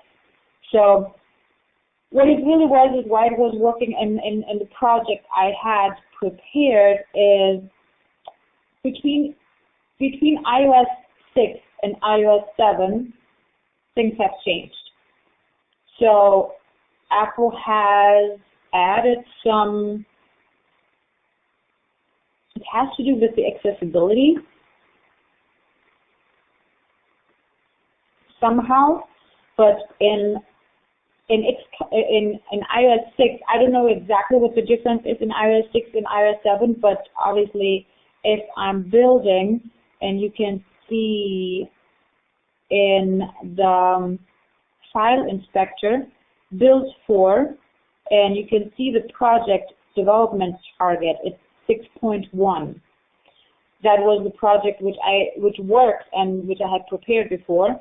And our project here is built for iOS. Hold on, this is not this one. It was built for iOS 7. So the way, for some reason, it fixes is, but not by not using table view, by not using UI view controller and adding a table view in there, but by using instead a table view controller. And I will be removing this, and I'll show how to add that. I will be removing this entire controller, and now I have only the empty navigation controller. And what I will be doing is add a table view controller right on the storyboard, and control click and drag from the navigation controller onto the table view controller and set this as the root view controller. So this is the starting controller in the navigation controller. And then you can set the table view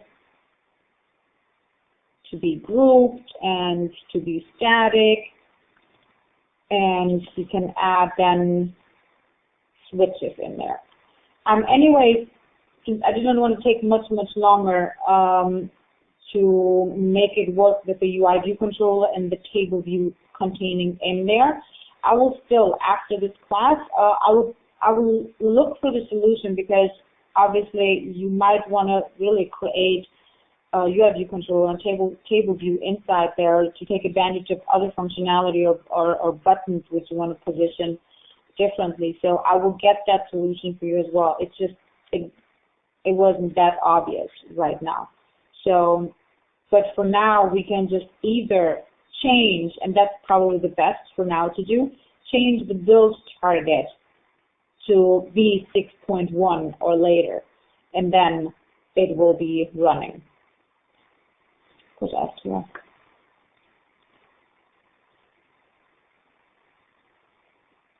If you want to try that as a quick fix, please do so, and then we can continue. Let's move back to where I was before, and this was not working.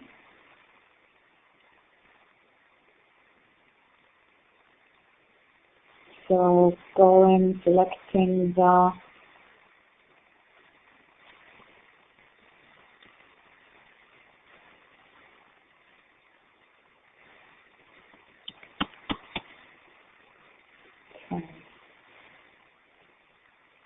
and changing to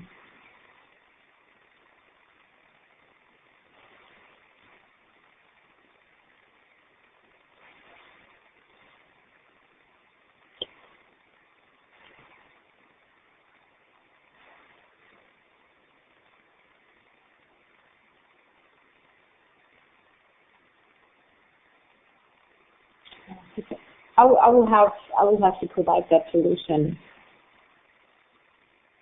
This UI view controller. It's not going to be. It's not being that obvious right now why it's not really working. But I'll take the time and find the solution. And once I prepare the reference project, I'll just drop it in the Dropbox. So, yeah, it's all through this. Now, any questions other than this error message?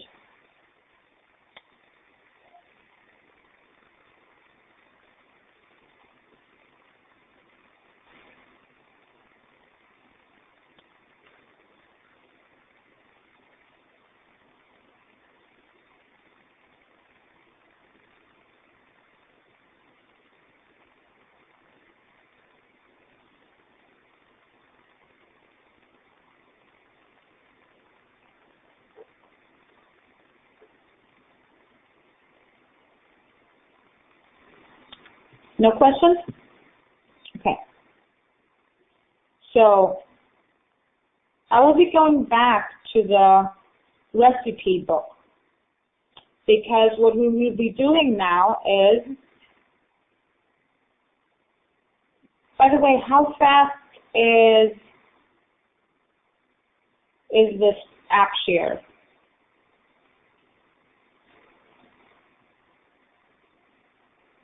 Is it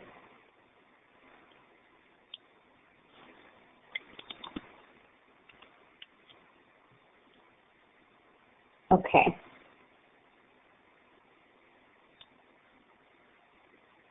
Okay.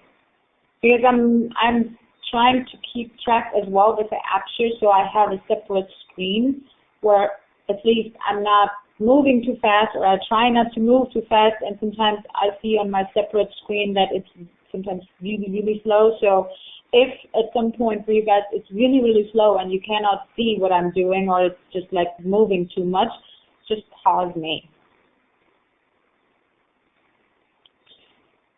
So,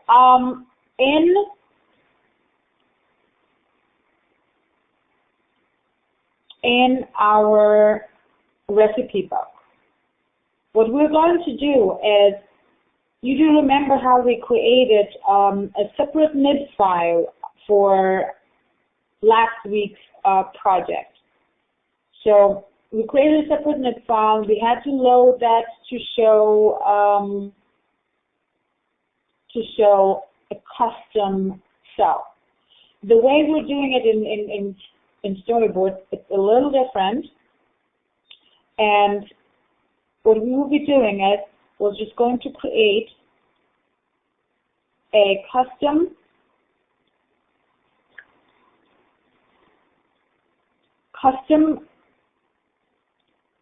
cell. We're going to add the image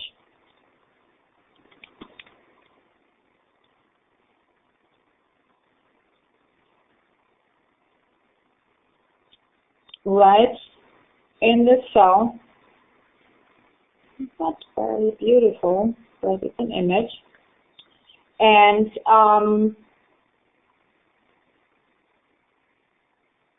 now what we will be doing is we'll be adding for this image a tag.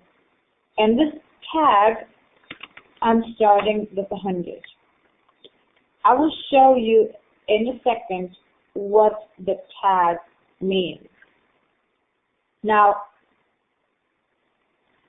we don't need just the tag, the image, we also need some labels. And we will add the recipe name and another label, call it detail.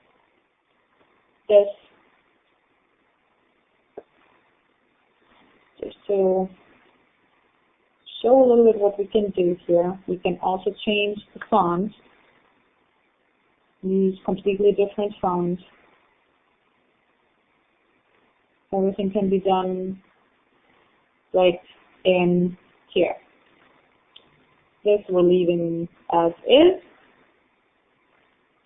And the image, we gave the image a tag of 100. The name, we're going to tag with 101.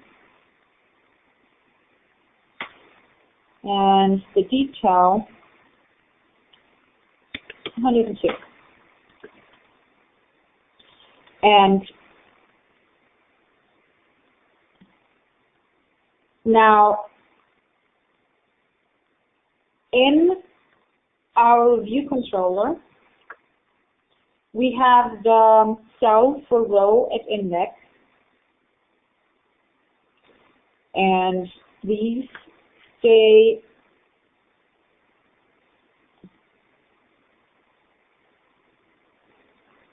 this is create the recipe.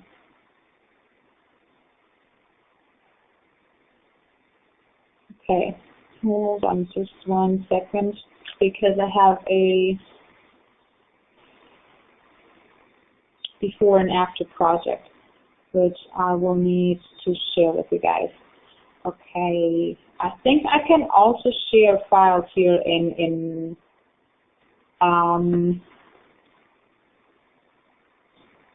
let's see.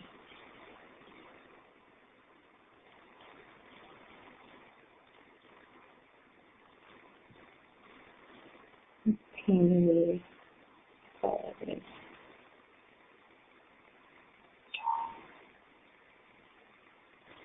I'm going to try to share a project file with you using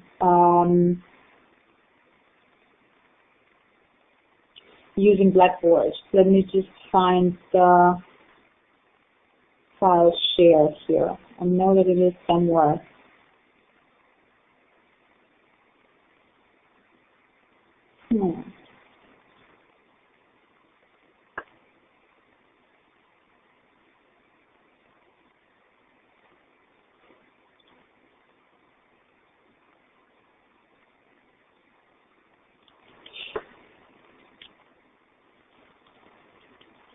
Okay, I cannot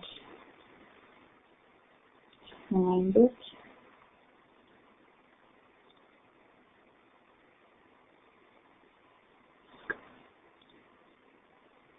So what I will do is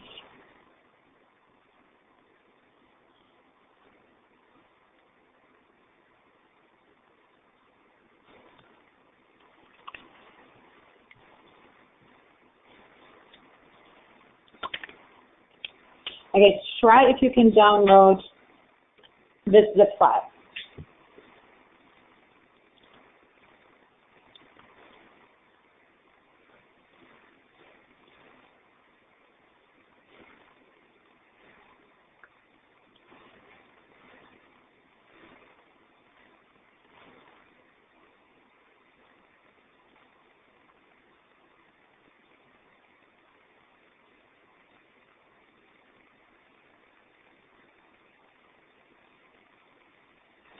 Okay, because if you open the zip file, it just has like another object in there, and what I would actually wanted to do is we will be creating the prototype cell, and I just have to just do the image and the label again.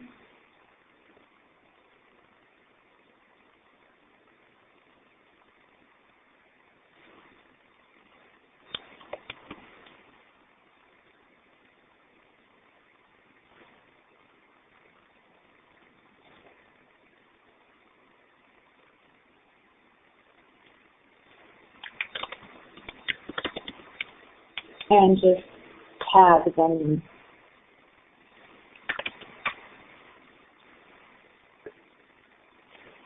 Number 1 and detail 102. Now, going in our cell for row at index, what we can do now is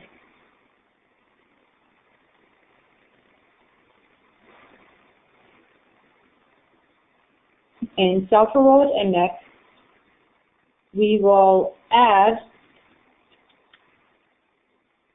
and what is prepared here already is the class recipe. We're just creating multiple of these objects recipe and setting the name and the detail and the image file. All of that is just prepared in this class. We don't need really to do it here. You can take a look at it then later on, or in the final reference when I upload that to the Dropbox. But what we will do here is we'll take, instead of before just taking the name, we're taking out of the array one object of recipe, of tag recipe, and so recipe object at index path dot row, and now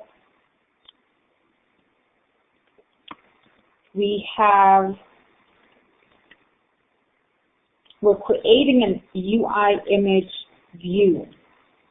And since we added a UI image view to our prototype cell, now we're creating here an instance of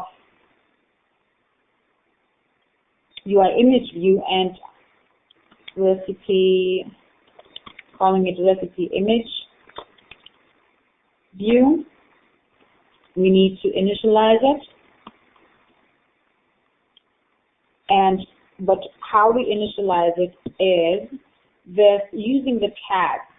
Now, cell view this tag, and the number for the image was 100. The tag number for image was 100. Now, we just need also to make sure that it is of type UI image view, and this is how we get a hold of that UI image view. Now, the next thing is what we do, since we just now got a hold of the UI image view, we need to set the image by creating a UI image,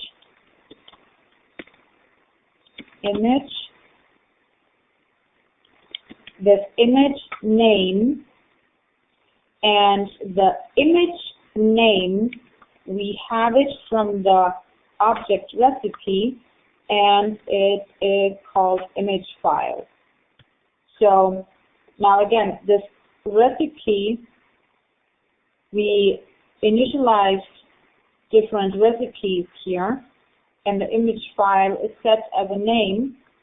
And it doesn't really matter where these come from. If it comes from a plist, or now we have it set manually created those objects, or if it comes from a web services, all we have is then these objects, an array of recipes, and we're taking one object out of this array, and we're calling the image file, and that's how we set the image.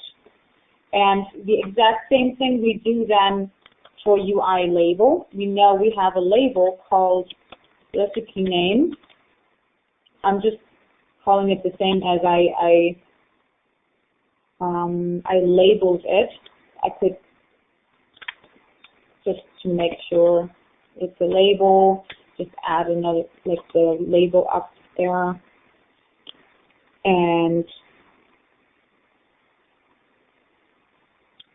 what we need again to do is view the tag, and it was tag 101. Now again, this needs to make sure it's of type UI label, and then this recipe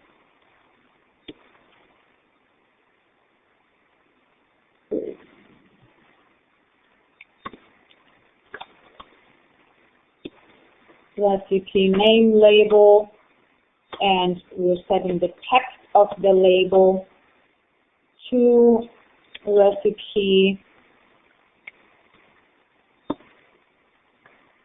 I guess it was called name. Just making sure, yes.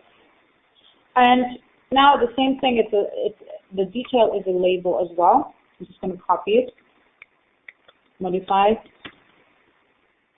a little bit,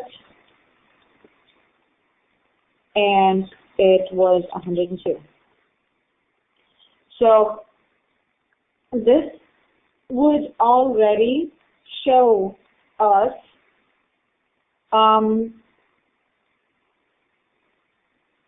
our table in using this prototype cell.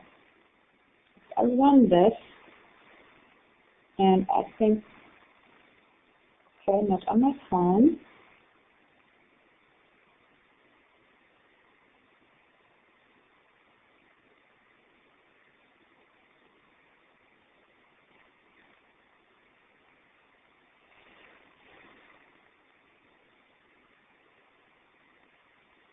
And I would see the prototype cells the way we created them here. And you see they are truncated because we did not make the label wide enough or high enough, depends what you're trying to display. And then you'll see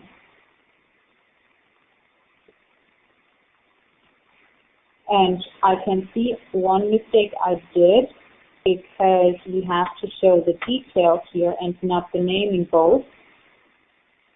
After we show the detail, then we'll get the right output.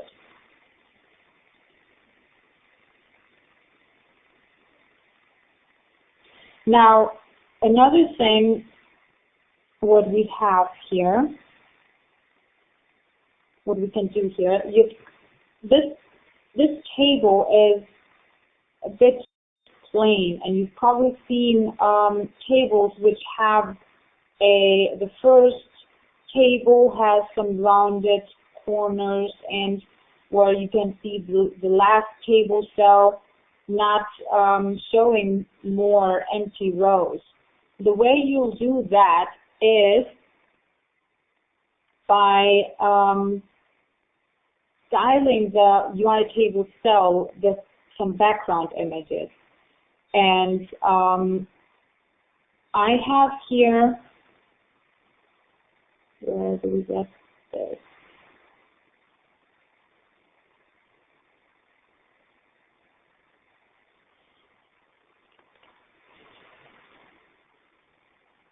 In our view controller, we will be adding, what's it called? Table view should be called cell.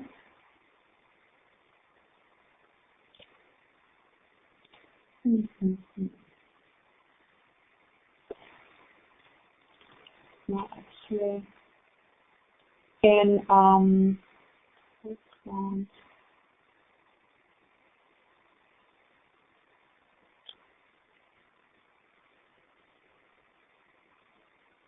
okay, we will be creating a new method which is not actually integrated in the table views. Let me just open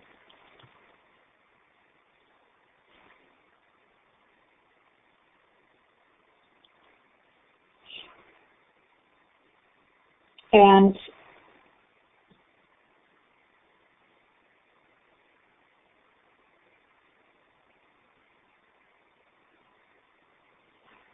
this method, we're going to call it cell background for index. It's index path. It's a custom method we're creating, and what we will be doing here is the following.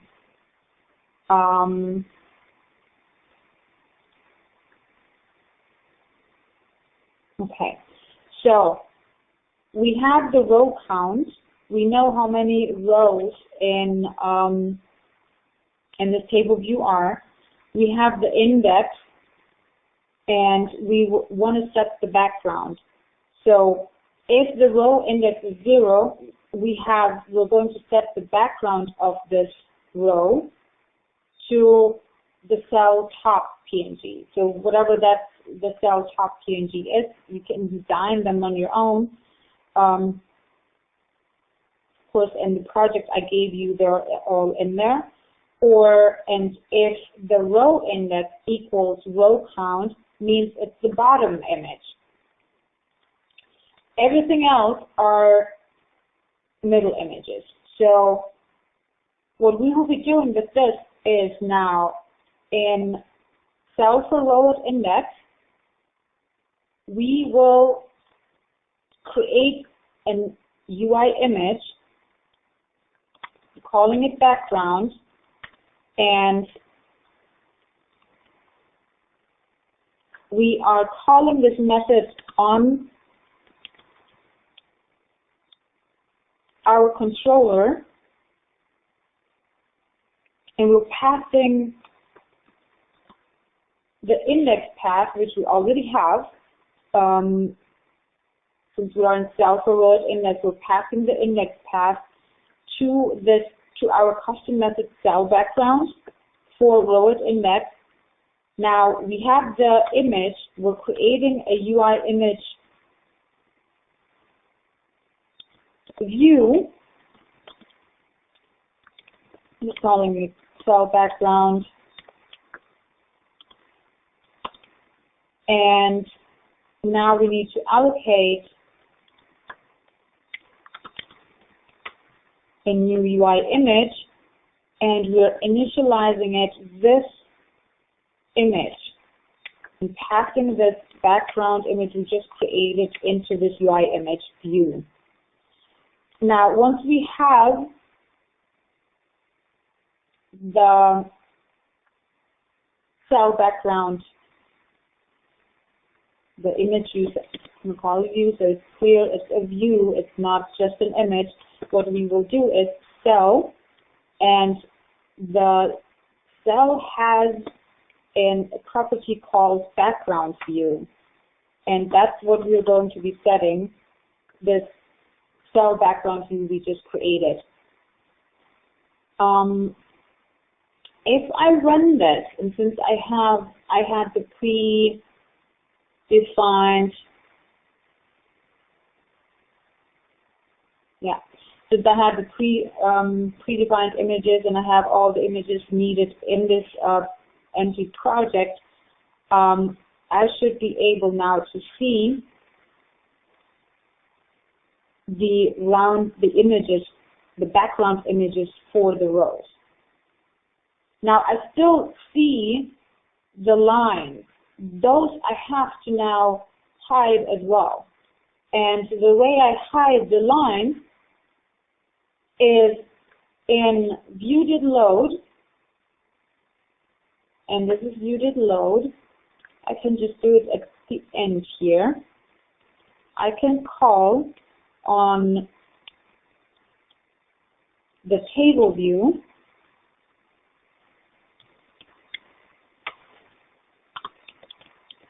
set separator style UI table view cell separator style to none.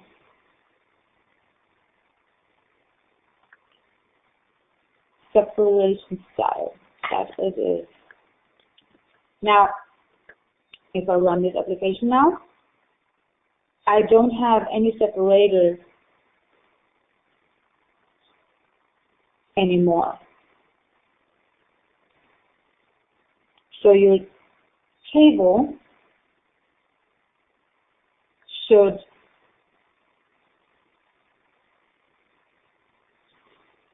look like mine here. Now what you can also do with the table is you can set the background of the table to clear.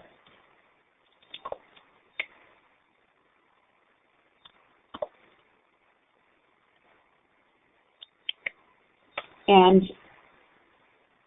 the way you set the background color to clear is by using UI color. And UI color has some predefined colors, like if you would say red color, or clear color is there as well, black color. So like some predefined colors, but we're going to be using just clear color. And now what we should be seeing is clear color.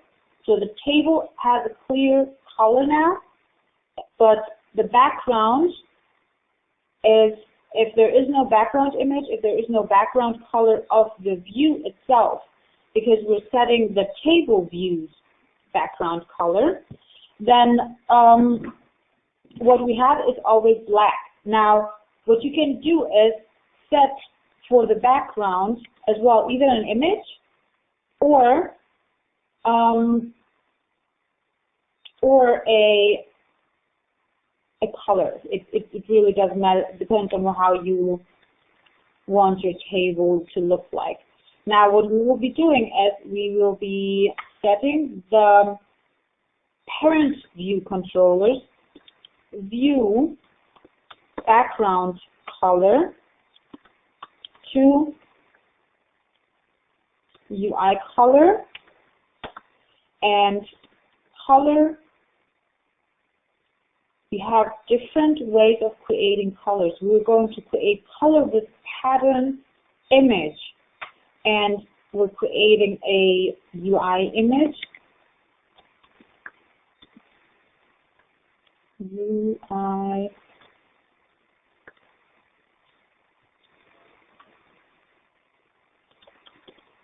UI image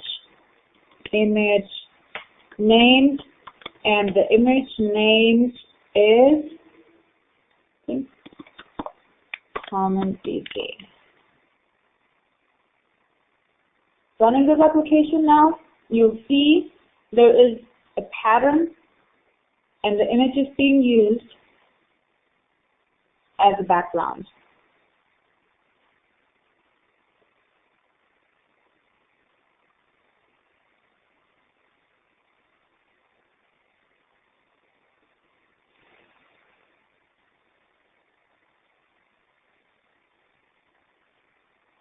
Now, there are also some ways to add some padding around, and what you will be using is UI edge insets, and we're creating edge inset make. Where do we have it?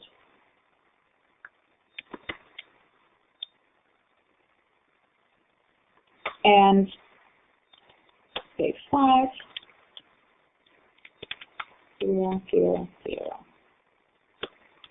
And on our table view, we have content inset, and we're passing this inset to the table view content inset.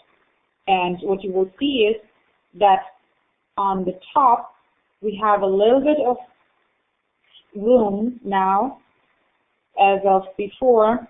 If I comment this out, it was all edging on all the way on the top. So you can really style your tables however you like, and you can, of course, what I showed you right now, a lot of these settings with like background, table background, and separation style, you could do that in Storyboard or in Interface Builder as well. I just want to show you because you might have sometimes not even a table view in your Storyboard, and just to add a table view, just to change the background, you don't really need to. And a lot of things you can just do by coding them. And this is a really good example of how you would customize a table. I know this is a little bit much, but the assignment, I will try to make it with something out of these table views. I'm doing a lot of, like last time I did table views, there's knit files, and this time the storyboards, because table views are a lot used, and except if you're going to create games, a lot of tables are being used.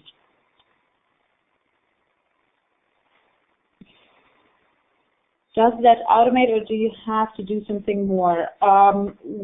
What exactly?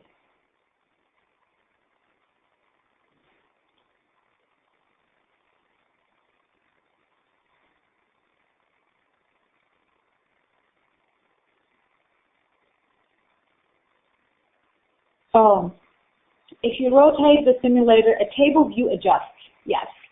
And I will hopefully be able to demonstrate that. Rotate right, and you see the table view adjusts.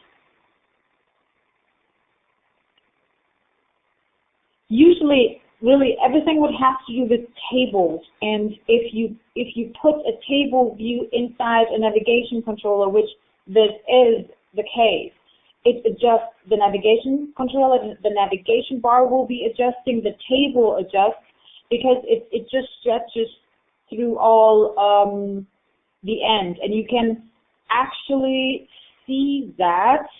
Let's see if all those information are still in here available.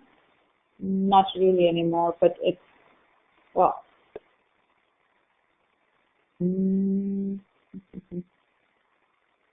it's not as visible. Before using auto layout, there was a little window here which would show you how the object would move or modify. But you can always test it in your simulator, and with table views it always works. And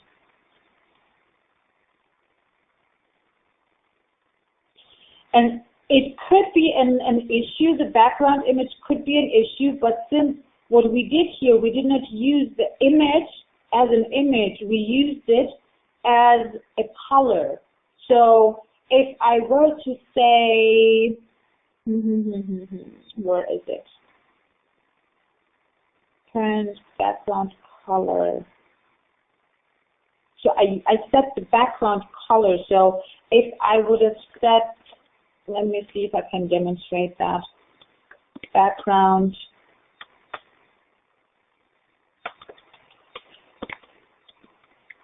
I don't think I can even demonstrate that because you cannot add a background image. No, you would have to add, like, it's not that we're adding an image itself. The background has a size, and we're creating a color with patterns of an image. So, however that image, let me see if I can, where is the image we're using here? It should be right here. So this is the image we're using, and the pattern, the way it would be is if it fits in length, then I assume it would just, if it were to show it would just like like a mosaic pattern it underneath. Maybe I can see the 4-inch if I can show that. Yeah, you see here how the pattern, it ends and then it starts again. So if I rotate, I won't see the bottom of that image. So if you need to show a different background image, depends on what size your device is, you would need to track in your code right here where you're setting the background image. You would need to track what device it is and what direction, what rotation direction you have, and then decide to use a different image if that image has to be precise.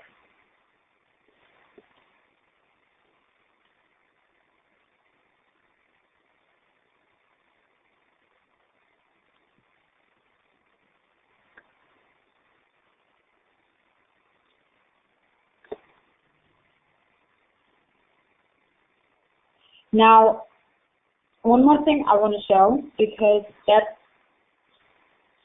could not show last time. Now, we have on our storyboard, since our topic today is more storyboard than really just table views, or table views belong to storyboards, yes. But we saw before how we created a single view application. Out of that single view application, we took that view controller and wrapped it inside a navigation controller. And what we got is a navigation controller with a view controller. Now, there's one more thing I want to show, and it is, I'm going to use again the wrapping editor and embed in a tab bar controller.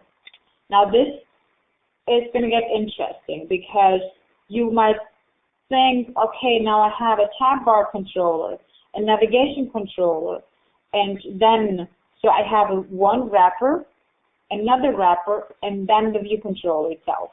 I'm going to be running this application, and you'll see what happens now.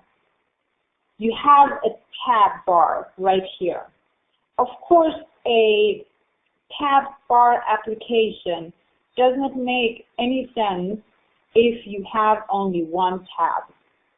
It just doesn't make sense. Now, let's add a few more controllers.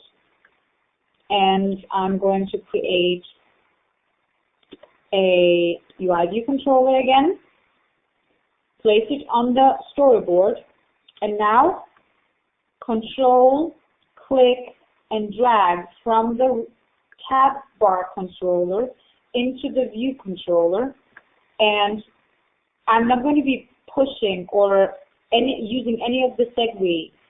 I'm going to add it to the relationship segue to the view controllers. And now you'll see already in the simulator what happens. I'm going to go a little bit smaller. Maybe you can still see this. So what happens in simulator, help.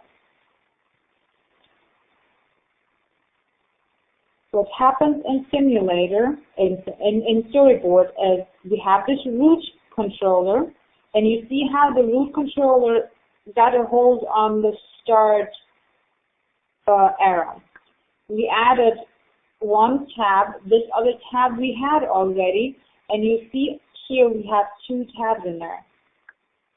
And that's all by just adding another view controller and adding it to the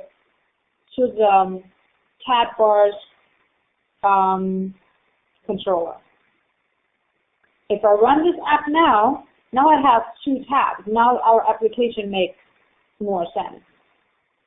So you could be adding here as many view controllers as you want, depends on how your application will look like, and just add them to the view controller, and the storyboard will just create for each of those a tab. And now I have 1, 2, 3, 4, 5. I should be having enough room for 5. So all tabs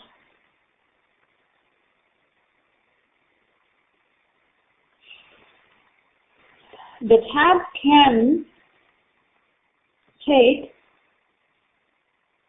this button can be changed. This button icon and this button can be changed, and the way you change it is right here. You added a title, and you can add an image. Of course, I don't think I have any images here, but let's pretend I have an image.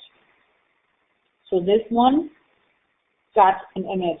So you'll just create whatever images you need, and you just go to whichever controller and just change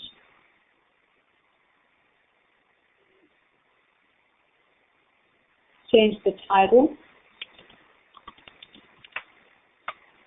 And you'll see it changes right here, or you can double click and change it there. And you can also select from different identifiers, but those you can only use if it's the bookmark identifier. You cannot change the name here. Those belong together. The bookmark icon and the bookmark name belong together. So if you need to create, if you want to use this icon but want to have something else underneath as type, you have to create this as your own image.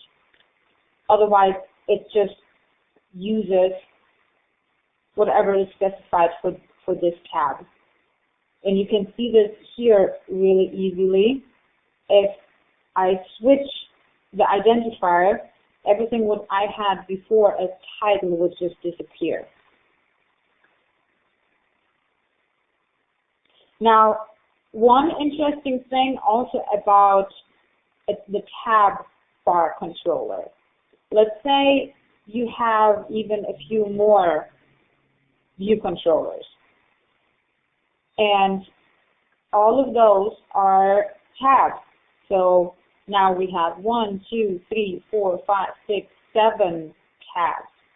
But our phone does not fit 7 apps. So the tab bar controller knows to use the first 4 and the 5th tab to create a more button and to list all the remaining items, all the remaining controllers into a navigation controller that's a table view, and which then can have a detailed view, depends on what is in your view controllers.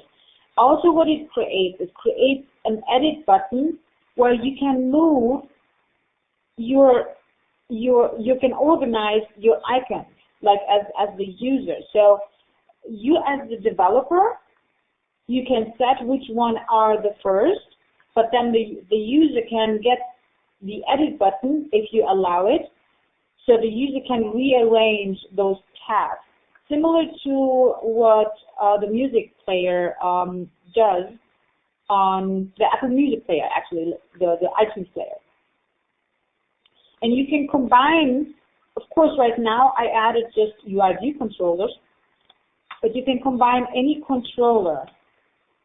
You can have a table view controller. You can have collection view controller.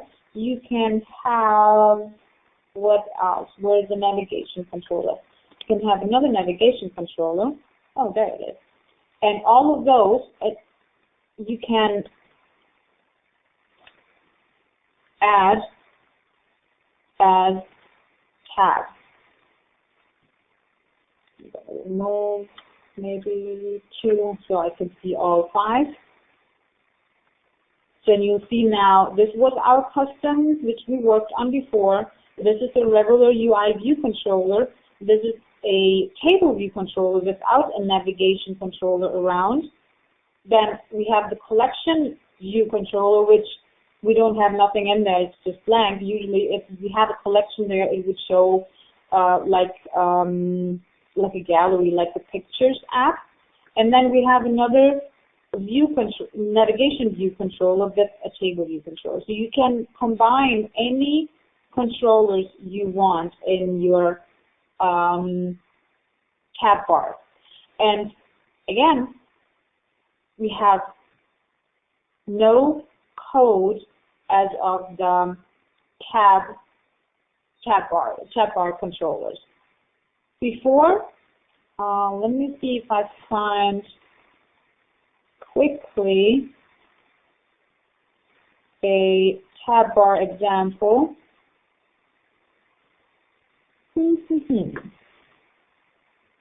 Should be not here.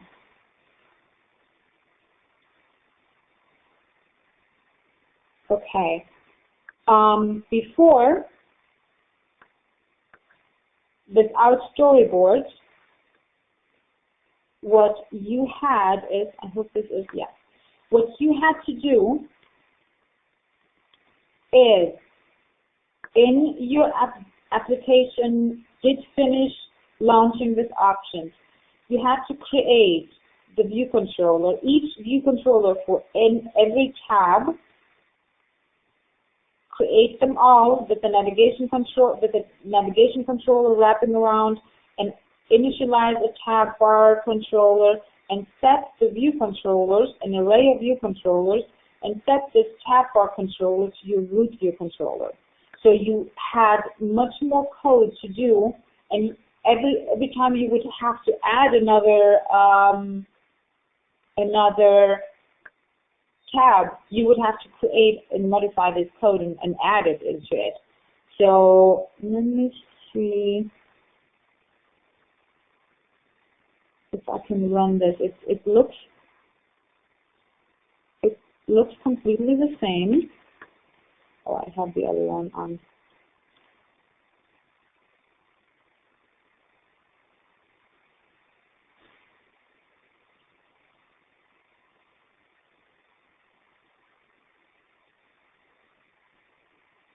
And you would have these tabs in there. So for just 4 tabs, I had to create the NIT files, each of the NIT files. There are 4 files.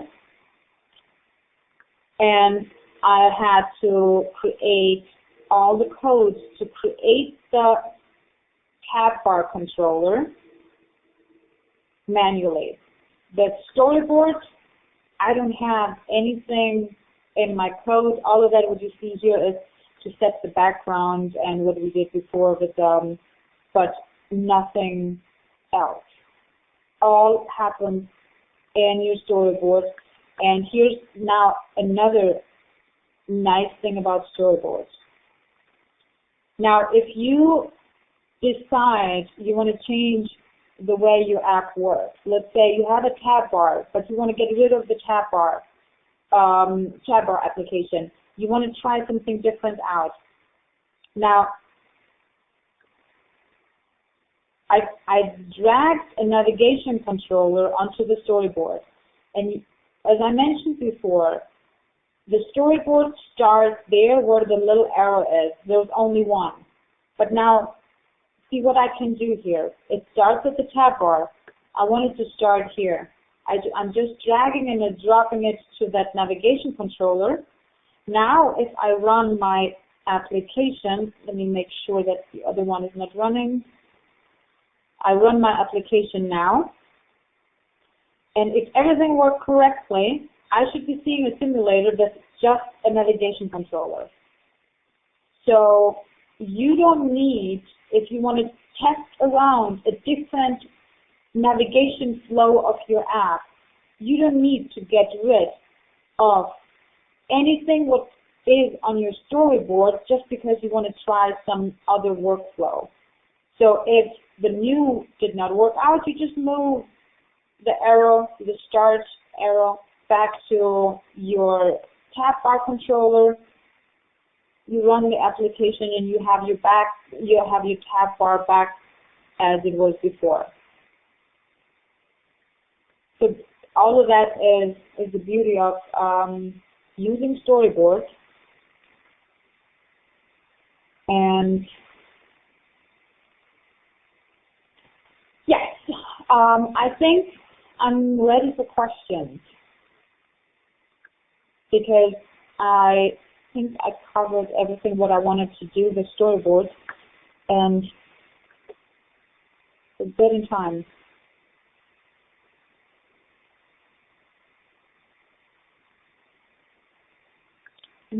Fun.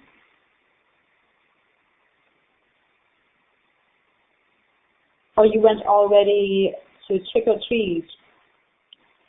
No questions?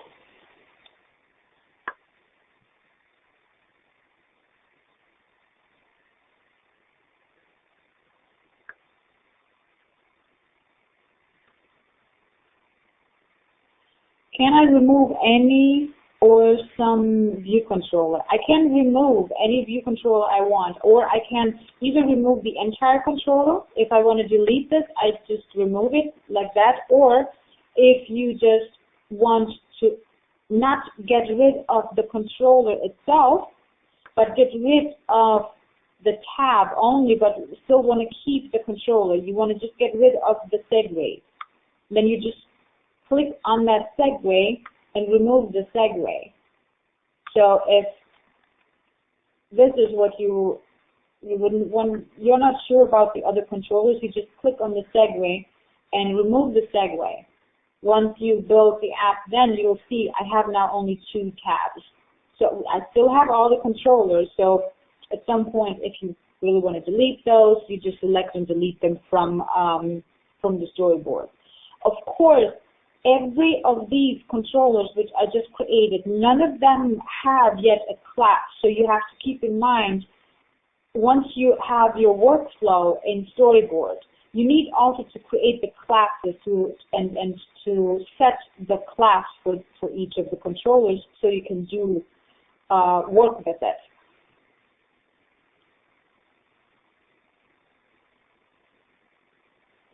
The code which I use to edit the table view. This project, or was it the before project, Renee? I mean, I will send all of what we did is the same.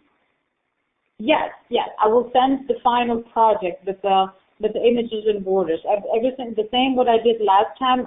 I will be giving you all the reference files, and of course come up with some assignments. I might come up this time with a quiz or with like a test with some questions. So don't be confused if you don't get an assignment as of like to finish up something or to add different things, but I might come up with some questions. I'm not 100% sure yet, but I will make up my mind tonight. And once the lesson is, the assignment is ready, you anyways get a notification.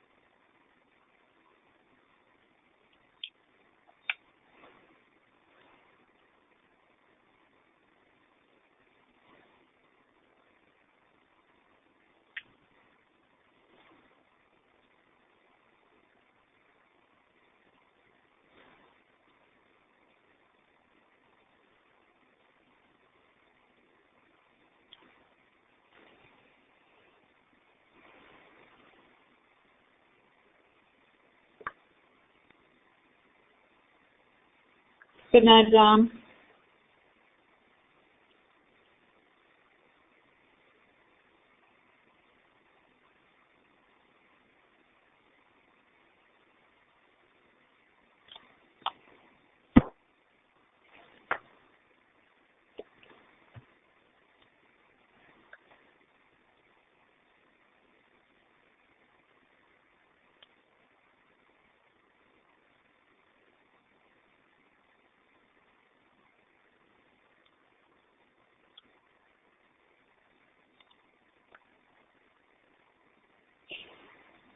Okay, good night, Renee.